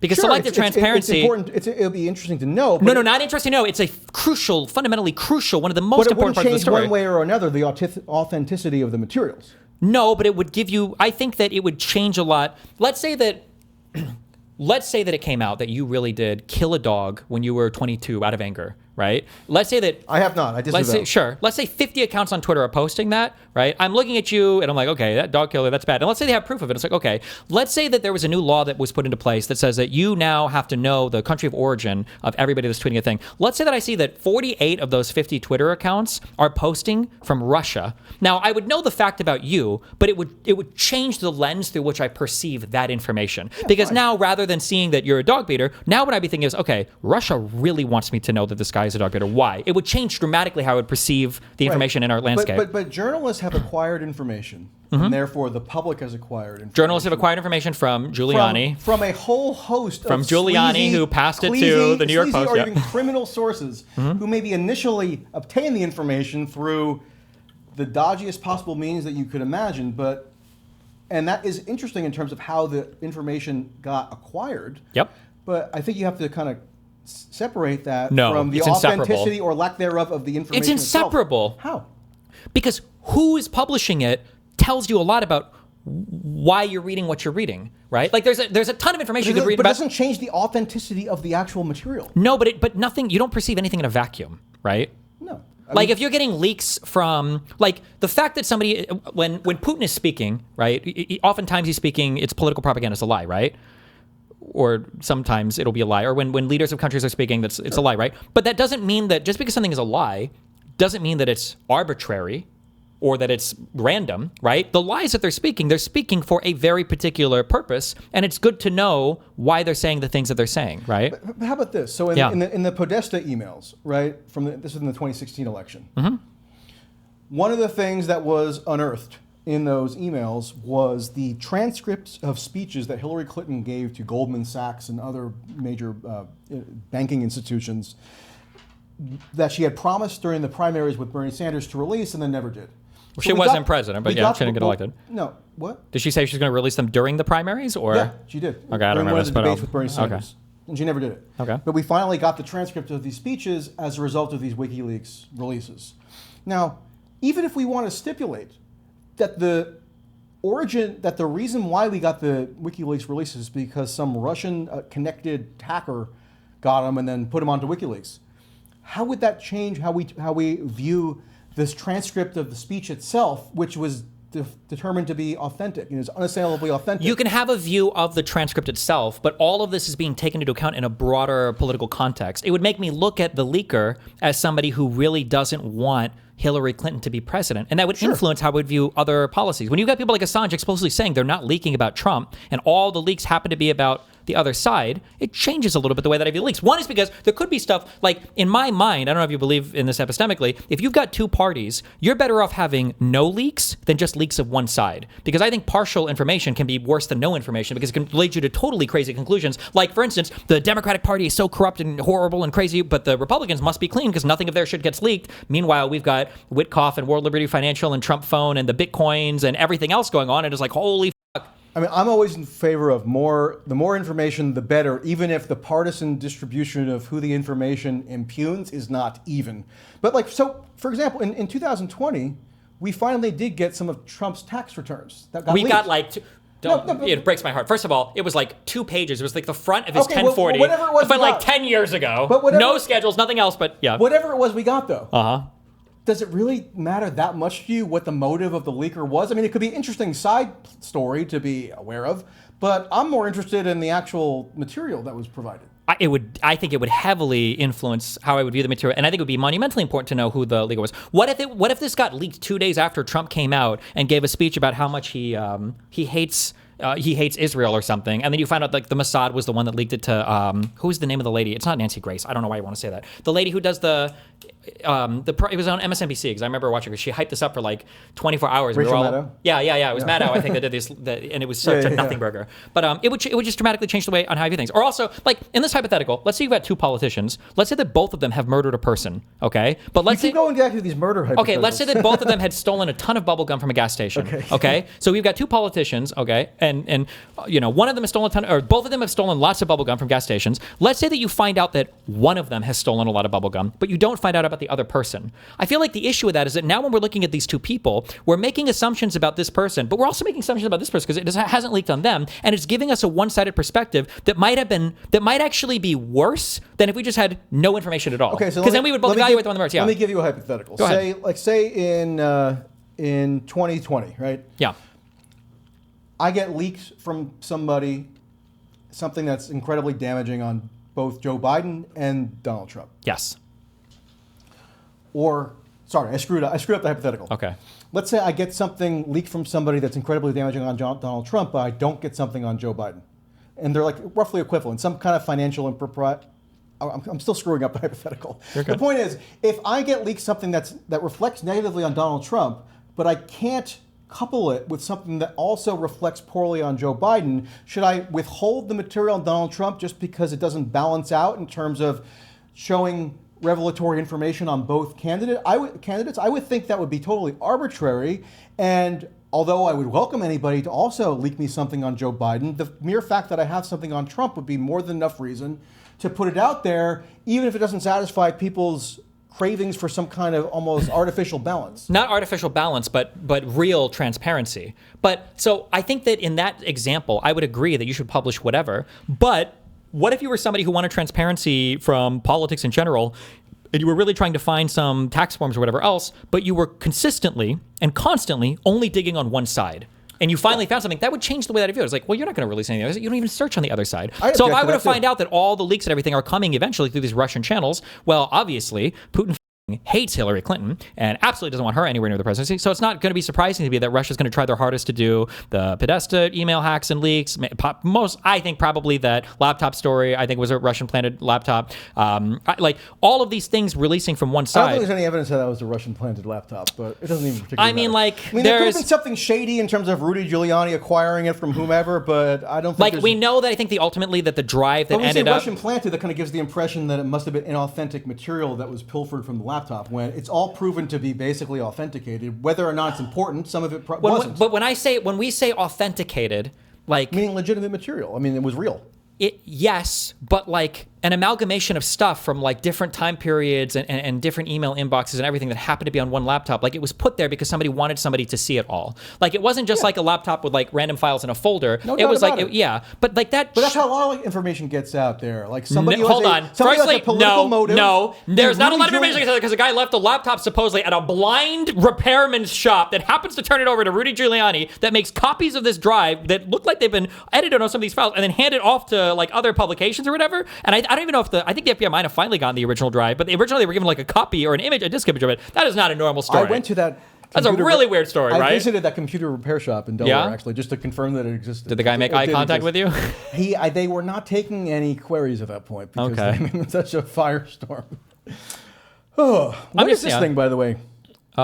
Is this like a radio DJ? It's my soundboard. It makes sounds. I want to make sounds. Can I pick a sound?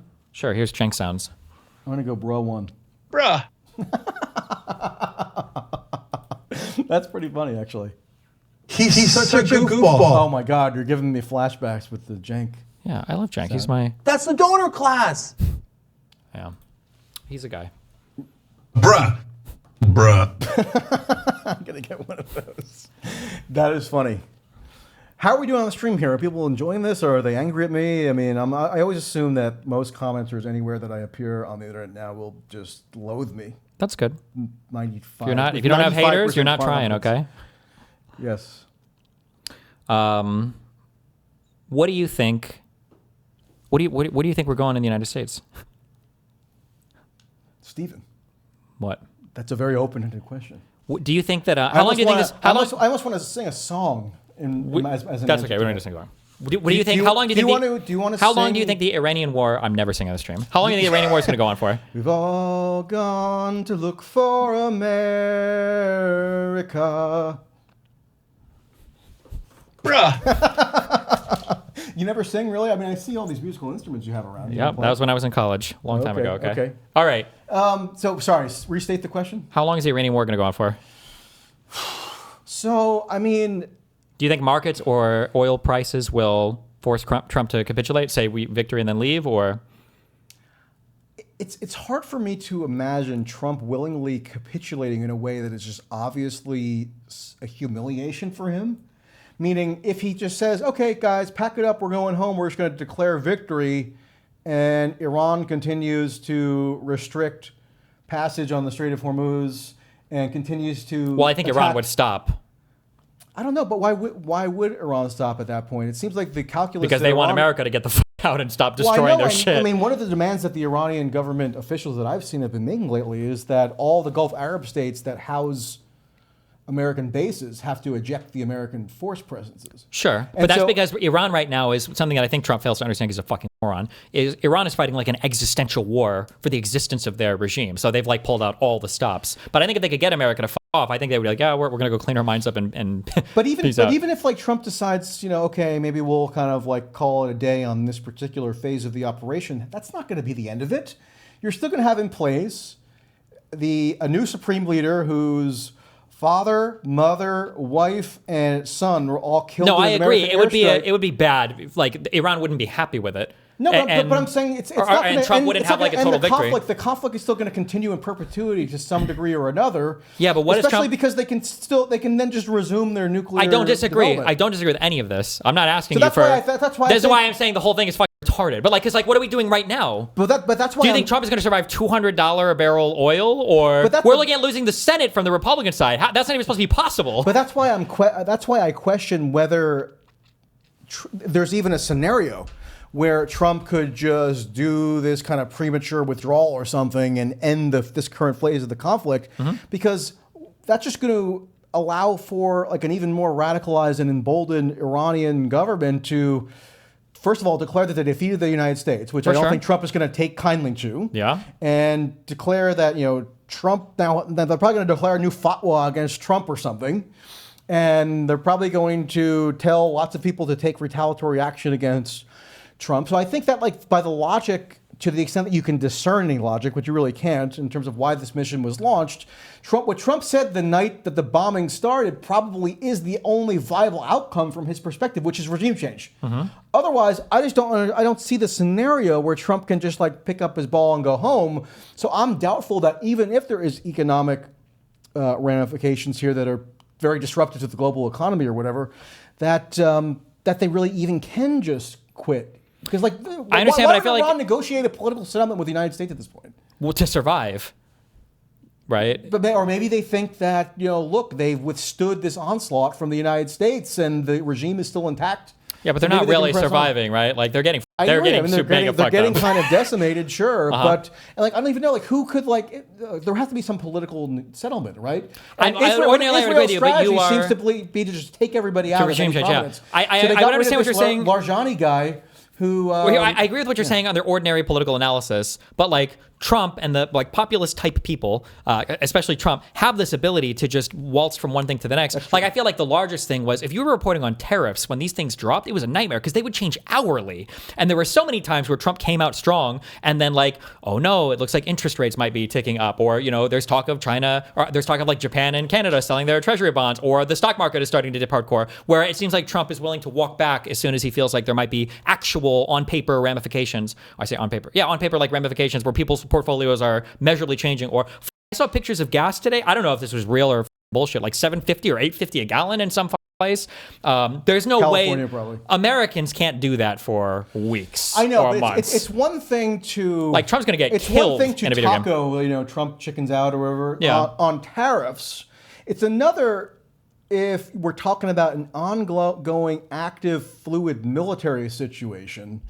And we also have to have these Marine Expeditionary Forces headed to the Persian Gulf with the idea, presumably, being that they're going to do some kind of ground deployment. We don't know the scale of it or what the precise mission of it will be, but it seems like Trump maybe wants to have some ground deployment to take over the Kurg Island or whatever it's called, and somehow drive the Iranians out of the Strait of Hormuz such that commerce can continue.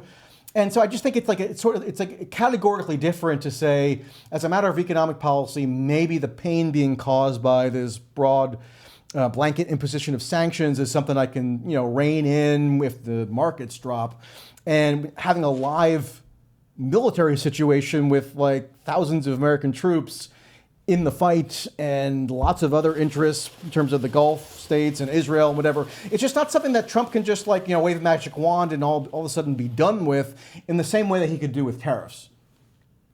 I mean, on ordinary circumstances, I would agree with you, but I think in this, I think he literally can. I feel like he's going to pull everybody out. What do you think he's going to do? I think we're going to leave and he's going to say we won and then just be done with it. Because these gas prices can't persist like this. Because authoritarians have the benefit of not having to respond much democratically because they don't care about that. But there are limits to what people will tolerate, such for their personal safety or other things. I just see Americans tolerating that much. But how do we know that Iran is going to even allow the Strait of Hormuz to reopen if the U.S. withdraws? I'm just guessing, but my guess would be it would take the American boot off their neck.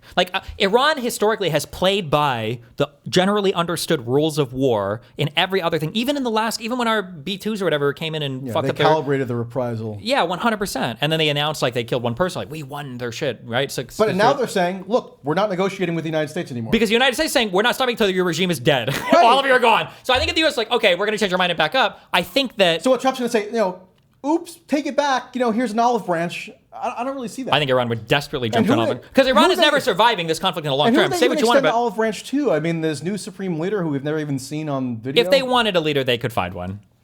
Possibly. This is like when This is like when Trump was well, he's gone. Abrego Garcia's gone. We can't get him back from El Salvador. We can't get him back from El Salvador or whatever. Seriously? This is before we, of course, kidnapped the leader of Venezuela. But it's come on. I understand what you're saying. I think you're trapped in conventional political analysis where Trump can just do... Because if I would have asked you a year ago, do you think that Trump's admin could block the release of the Epstein files and stop talking about it? We would say, of course not. But they have, right? But well, they didn't block. They ended up not blocking it. Well, they blocked it for as long as possible until Trump was fuck it, I don't care about this shit anymore, I guess. And Mike Johnson over, and then now everybody's getting fucked on the Republican side for it, but I just think that when Trump launched the war on February 28th, he opened Pandora's box in a way that's not going to be able to be contained, other stuff that he could have contained a little bit more concretely. Right? I agree like to some extent. Yeah, when you kill like 36 of their leaders or whatever in a single night, you kind of the tariff policy is something he could just basically flip a switch and remove. You can't do that with this giant military conflagration. I mean, he could just say, "Good, I'm leaving." He tried to at the end of his first term with Afghanistan. He was like, let's just pull everybody out. Fuck this shit, He could, but then, you got Israel that still has its own kind of agenda to some extent that is more thoroughgoingly regime change. But Trump seems to agree with that. I mean, that's why he gave the speech the night of the bombing starting and said, look, Iranians, rise up, overthrow your government. Yeah. That seems to be what he wants. And it seems to only be escalating. And it seems like just the past couple days, I mean, there seems to be a lot of reporting indicating that there is a planned ground operation of some kind, which is why these Marine expeditionary 2,000 Marines are going. or whatever. Yeah. And then there was another one that left from San Diego, I think. Once we start having ground troops committed, then we're in an area where I would agree with you, just like physically. Like right now, it's an air campaign, and Trump can say and do whatever the fuck. Like this administration's cooked anyway. The Republican Party is cooked this right now anyway. But if we start sending in Marines and we start getting people on the ground, one, you obviously when you start setting up the logistics, you have people there, you got a whole thing going on. But two, the thing that people don't consider often is if there's a big attack, then ends up killing like 30 or 40 American soldiers. Now we're because now we're stuck here for a long time. And now the American people are going to start to feel. Then we're rocketing even higher and higher up at like warp speed on the escalation ladder. Unfortunately, yeah. Because even for weeks now, like people in the administration, especially Mike Waltz, but others have been telegraphing this idea that there might need to eventually be, and Trump has even signaled openness to this, to be some sort of ground deployment to retrieve the nuclear material. Uranium. Yeah. So this has always kind of been in the cards, right? And maybe like they'll justify it by saying, and you'll often see this, it's not boots on the ground if they're special forces, or if it's not like some giant deployment of the Once army. you start having like the army and forward operating bases and all this bullshit, if it's not something on the order of Iraq, then it's not really boots on the ground somehow, as though these special forces guys are wearing slippers. Sure. But I just don't really see much reason to think that the cycle of continuous mutual escalation is going to level off anytime soon. And I think that was foreseeable just when Trump decided to open this can of worms of like unknown parameters and unknown. I mean, who could have guessed that he would have? I think this is true, right? Yesterday, did he lift sanctions on Iran? They paused for sanctions the oil stuff? for like a period of like about a month on oil exports. Starting yesterday, so they right? are taking some actions to try to mitigate the economic impact. In like the goofiest way possible. But they're still trying to take some mitigating actions, right? Which maybe they could cite as something that they're doing to try to address people's economic concerns around this without just kind of nixing the entire military operation prematurely. Yeah. I don't know, like Trump has been saying for weeks, and Hegseth and others have been saying for weeks that basically we've obliterated their entire military capacity, right? And yet, like I think it was just like 3 days ago that Hegseth said, today will be the most expansive strike package, is how we phrased it, on Iran, meaning the most intense day of airstrikes on Iran of the entire war, just like yesterday up to that point was the most intensive day of airstrikes. So it seems like they're just kind of like escalating further and further and further. And now you have even reports that Saudi Arabia and UAE might be willing to take offensive military action to retaliate, because they keep getting their assets struck by Iran, and they're usually disposed not to get involved directly, but there's now political pressure mounting on them to maybe even get more intensively involved. So Wait a second. My bandwidth is hiccuping right now. I don't know why. Wait. Losing bandwidth? Yeah, which shouldn't be happening. Sorry. Okay, wait. It's back. That was weird. Trump is censoring me. Okay, sorry. Go ahead. It was the Mossad. It was Epstein. Somebody, Epstein might be alive. He could be pulling the strings. Yeah, I mean, I think we'll be gone before May 1st. That's my prediction. May 1st? Yeah. I think we got to be. We got to be. That's possible. Because, I mean, I think the initial time horizon that was suggested was like 4 to 6 weeks, right? I don't know. So that would be consistent with what they at least sort of were planning posited to do? Would be the rough time frame. Sure. Imagine trying to run with high gas prices. Trump has also said, and I have no reason to doubt that this is his intent, that to the extent that new political leadership is ever going to be appointed in Iran, it's going to be leadership that he has to approve or even that he has to personally select. Just like he did with Venezuela, just like he has done now with Gaza. And so I don't understand how Trump could fulfill on his pledge to basically sort of craft in his own image a new governing regime for Iran, and yet somehow the United States is also going to fully withdraw. I just don't buy it. I mean, it's just look at like what happened with Iraq, right? Like after the Gulf War, 1991 or 90. The U.S. and the international coalition, they drive Saddam Hussein out of Kuwait. There's a debate, should the U.S. go into Iraq? Should they invade Baghdad and overthrow Saddam? They don't do it. And then for the next 12 years, you have these kind of intermittent, airstrike campaigns and no-fly zones imposed. And the U.S. is never really quite out of Iraq at that point. It's just like a long-term, slow-moving, incremental lead-up to a full-fledged regime change operation finally being launched by Bush in 2003 with 9/11 and the whole sort of frenzy around that time, kind of seen as giving him license to do so. I just think that the can of worms was opened here, such that we're not done with Iran anytime soon, even if they do want to maybe pause this current wave of airstrikes or something. Just like I said the same thing, and people told me I was crazy when he did what was seen as a more limited strike on the Iranian nuclear facilities in June of 2025. Because it's not just that to me always was not just some carefully circumscribed military intervention that was just going to be a one and done. It was just a new phase of active kinetic warfare between the United States / Israel and Iran that was inevitably going to blow up again, or it was going to come to a head again in short order. And sure enough, that happened, and it's even more the case now because of the scale and intensity of this operation. It doesn't lend itself to just picking up your ball and going home now. There's going to be some final resolution that is going to be perceived as having need to be imposed. You can't, otherwise you're just going to allow an even more radicalized Iranian government to fester there and plan some kind of retaliation against the United States in perpetuity. We'll see. Yeah. How long have we been going? When did you get here? Probably about 3 hours. That's a long time. Yeah. Do you have any big predictions politically for the next? Do you think the Democrats are going to win the Senate? I think the historical trends already pointed toward the Democrats winning in the midterms. Win the Senate. The Senate, I haven't done a deep dive on the map. Do you think the SAVE Act? What's the tipping point state for whether they could win the Senate? Pennsylvania. I have no idea. Actually, I don't know. I saw the poly market odds flipped to 51%. I hate poly market. Oh, okay. One of the Kalshi people, is that Kashi? What's the other? Kashi sounds right. Is this KAS? Yeah, they tried to proposition me recently. Hey, do you want to be a sponsored influencer or something? I'm like, no, I actually despise your parasitic industry. So I hate using the prediction market. That's Do you hate gambling in general or just prediction markets? I don't gamble myself, really. Okay. If I'm in Las Vegas or something, I'll just set aside $100 to go out for the night or something, whatever. Okay. But nothing that crazy. I just don't find it that pleasant. I find it too stressful. Sure. Even if it's just $100, right? I mean, it doesn't really matter that much at the end of the evening. But I just don't find it that pleasurable of an experience. Okay. But prediction markets, I feel there's so much potential for corruption there and I agree. So ignore quantifying literally everything is I kind of find annoying on principle. Okay, sure. Okay, so forget the Senate stuff. What do you have any big predictions? Do you think the next 6 months or 9 months for this year? A big Michael Tracey prediction that you think will happen that nobody else is talking about, or that you think is a brave, strong prediction?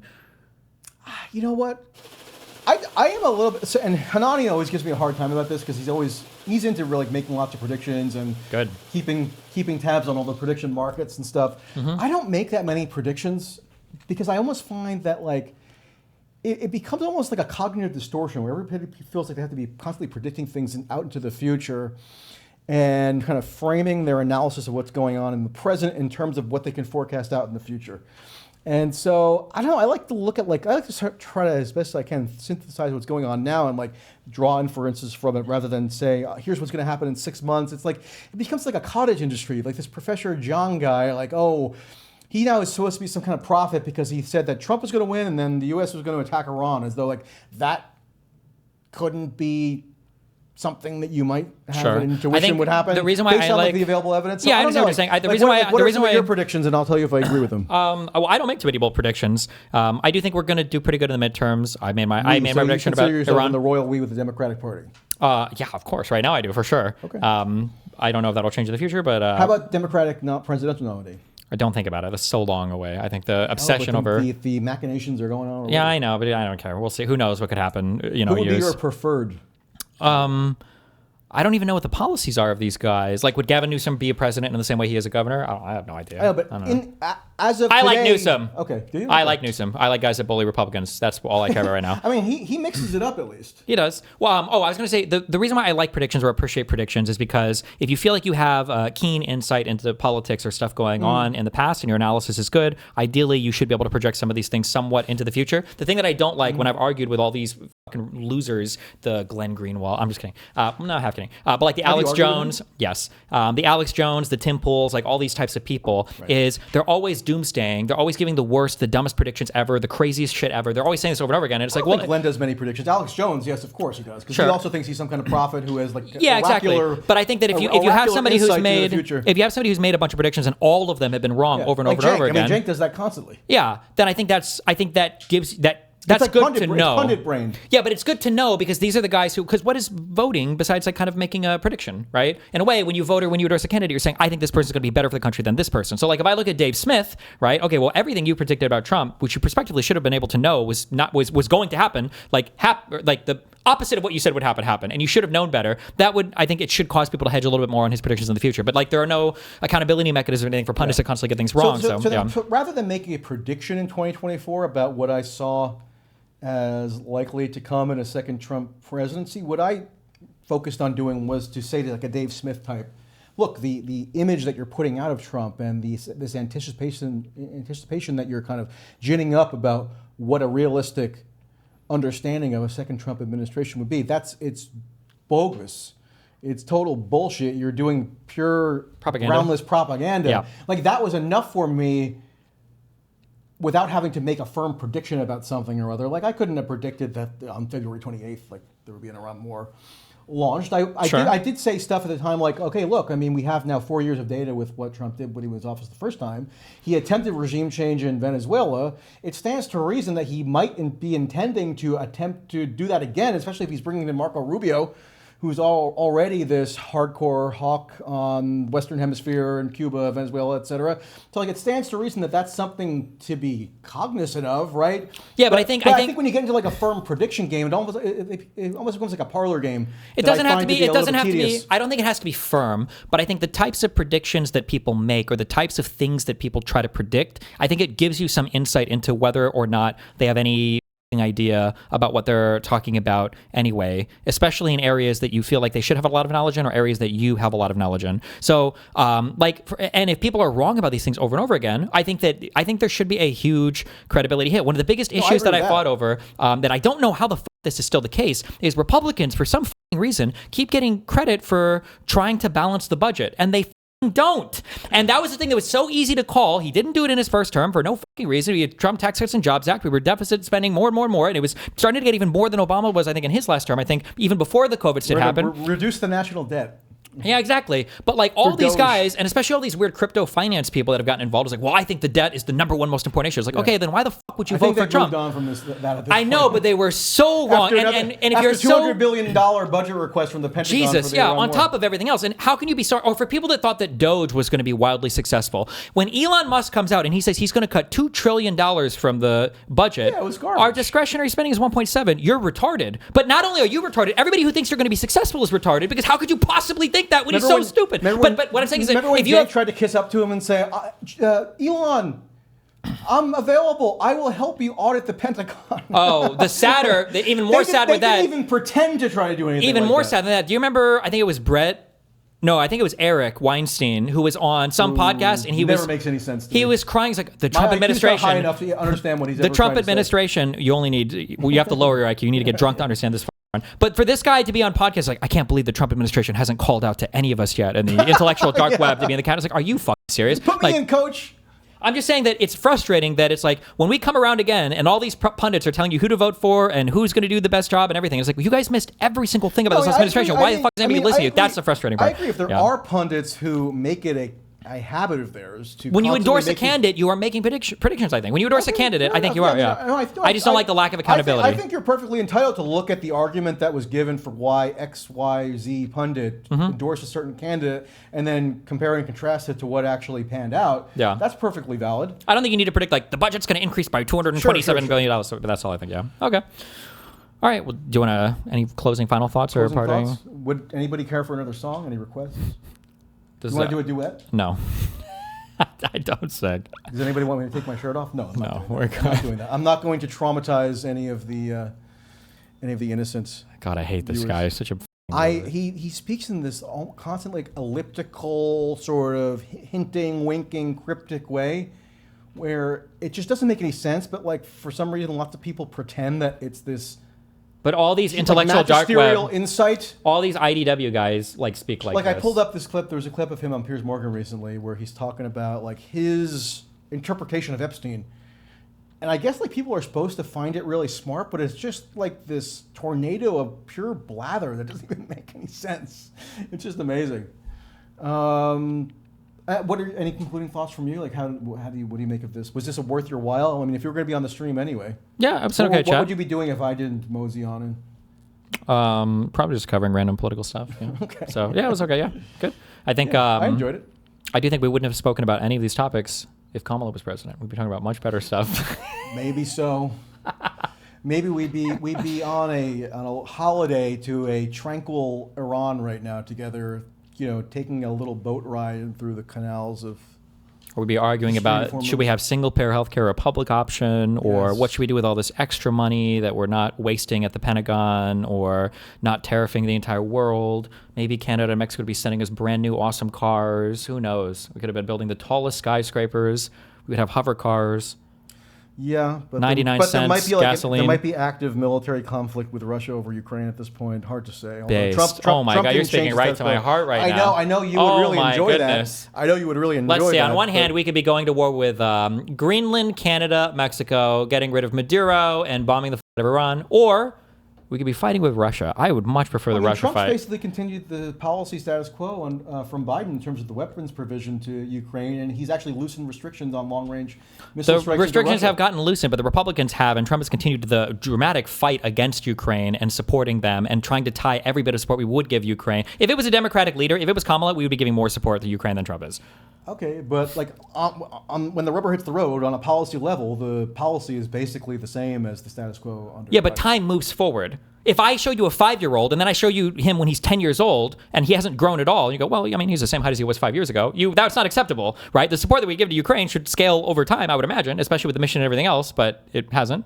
So, yeah, I mean, I think that the pretense of trying to come to some kind of diplomatic solution in Ukraine, I am favorable toward that on principle. It just has been sort of a fiction because it's not tied to any change in the underlying policy. Also, I don't think we do sell stuff. I don't know if we give stuff directly to Ukraine anymore. I'm pretty sure most of it is funded through. Trump came up with a mechanism that he claims is these NATO countries paying the United States for these weapons now, as opposed to the costly and politically perilous giant congressional appropriations under Biden, but it's still the status quo.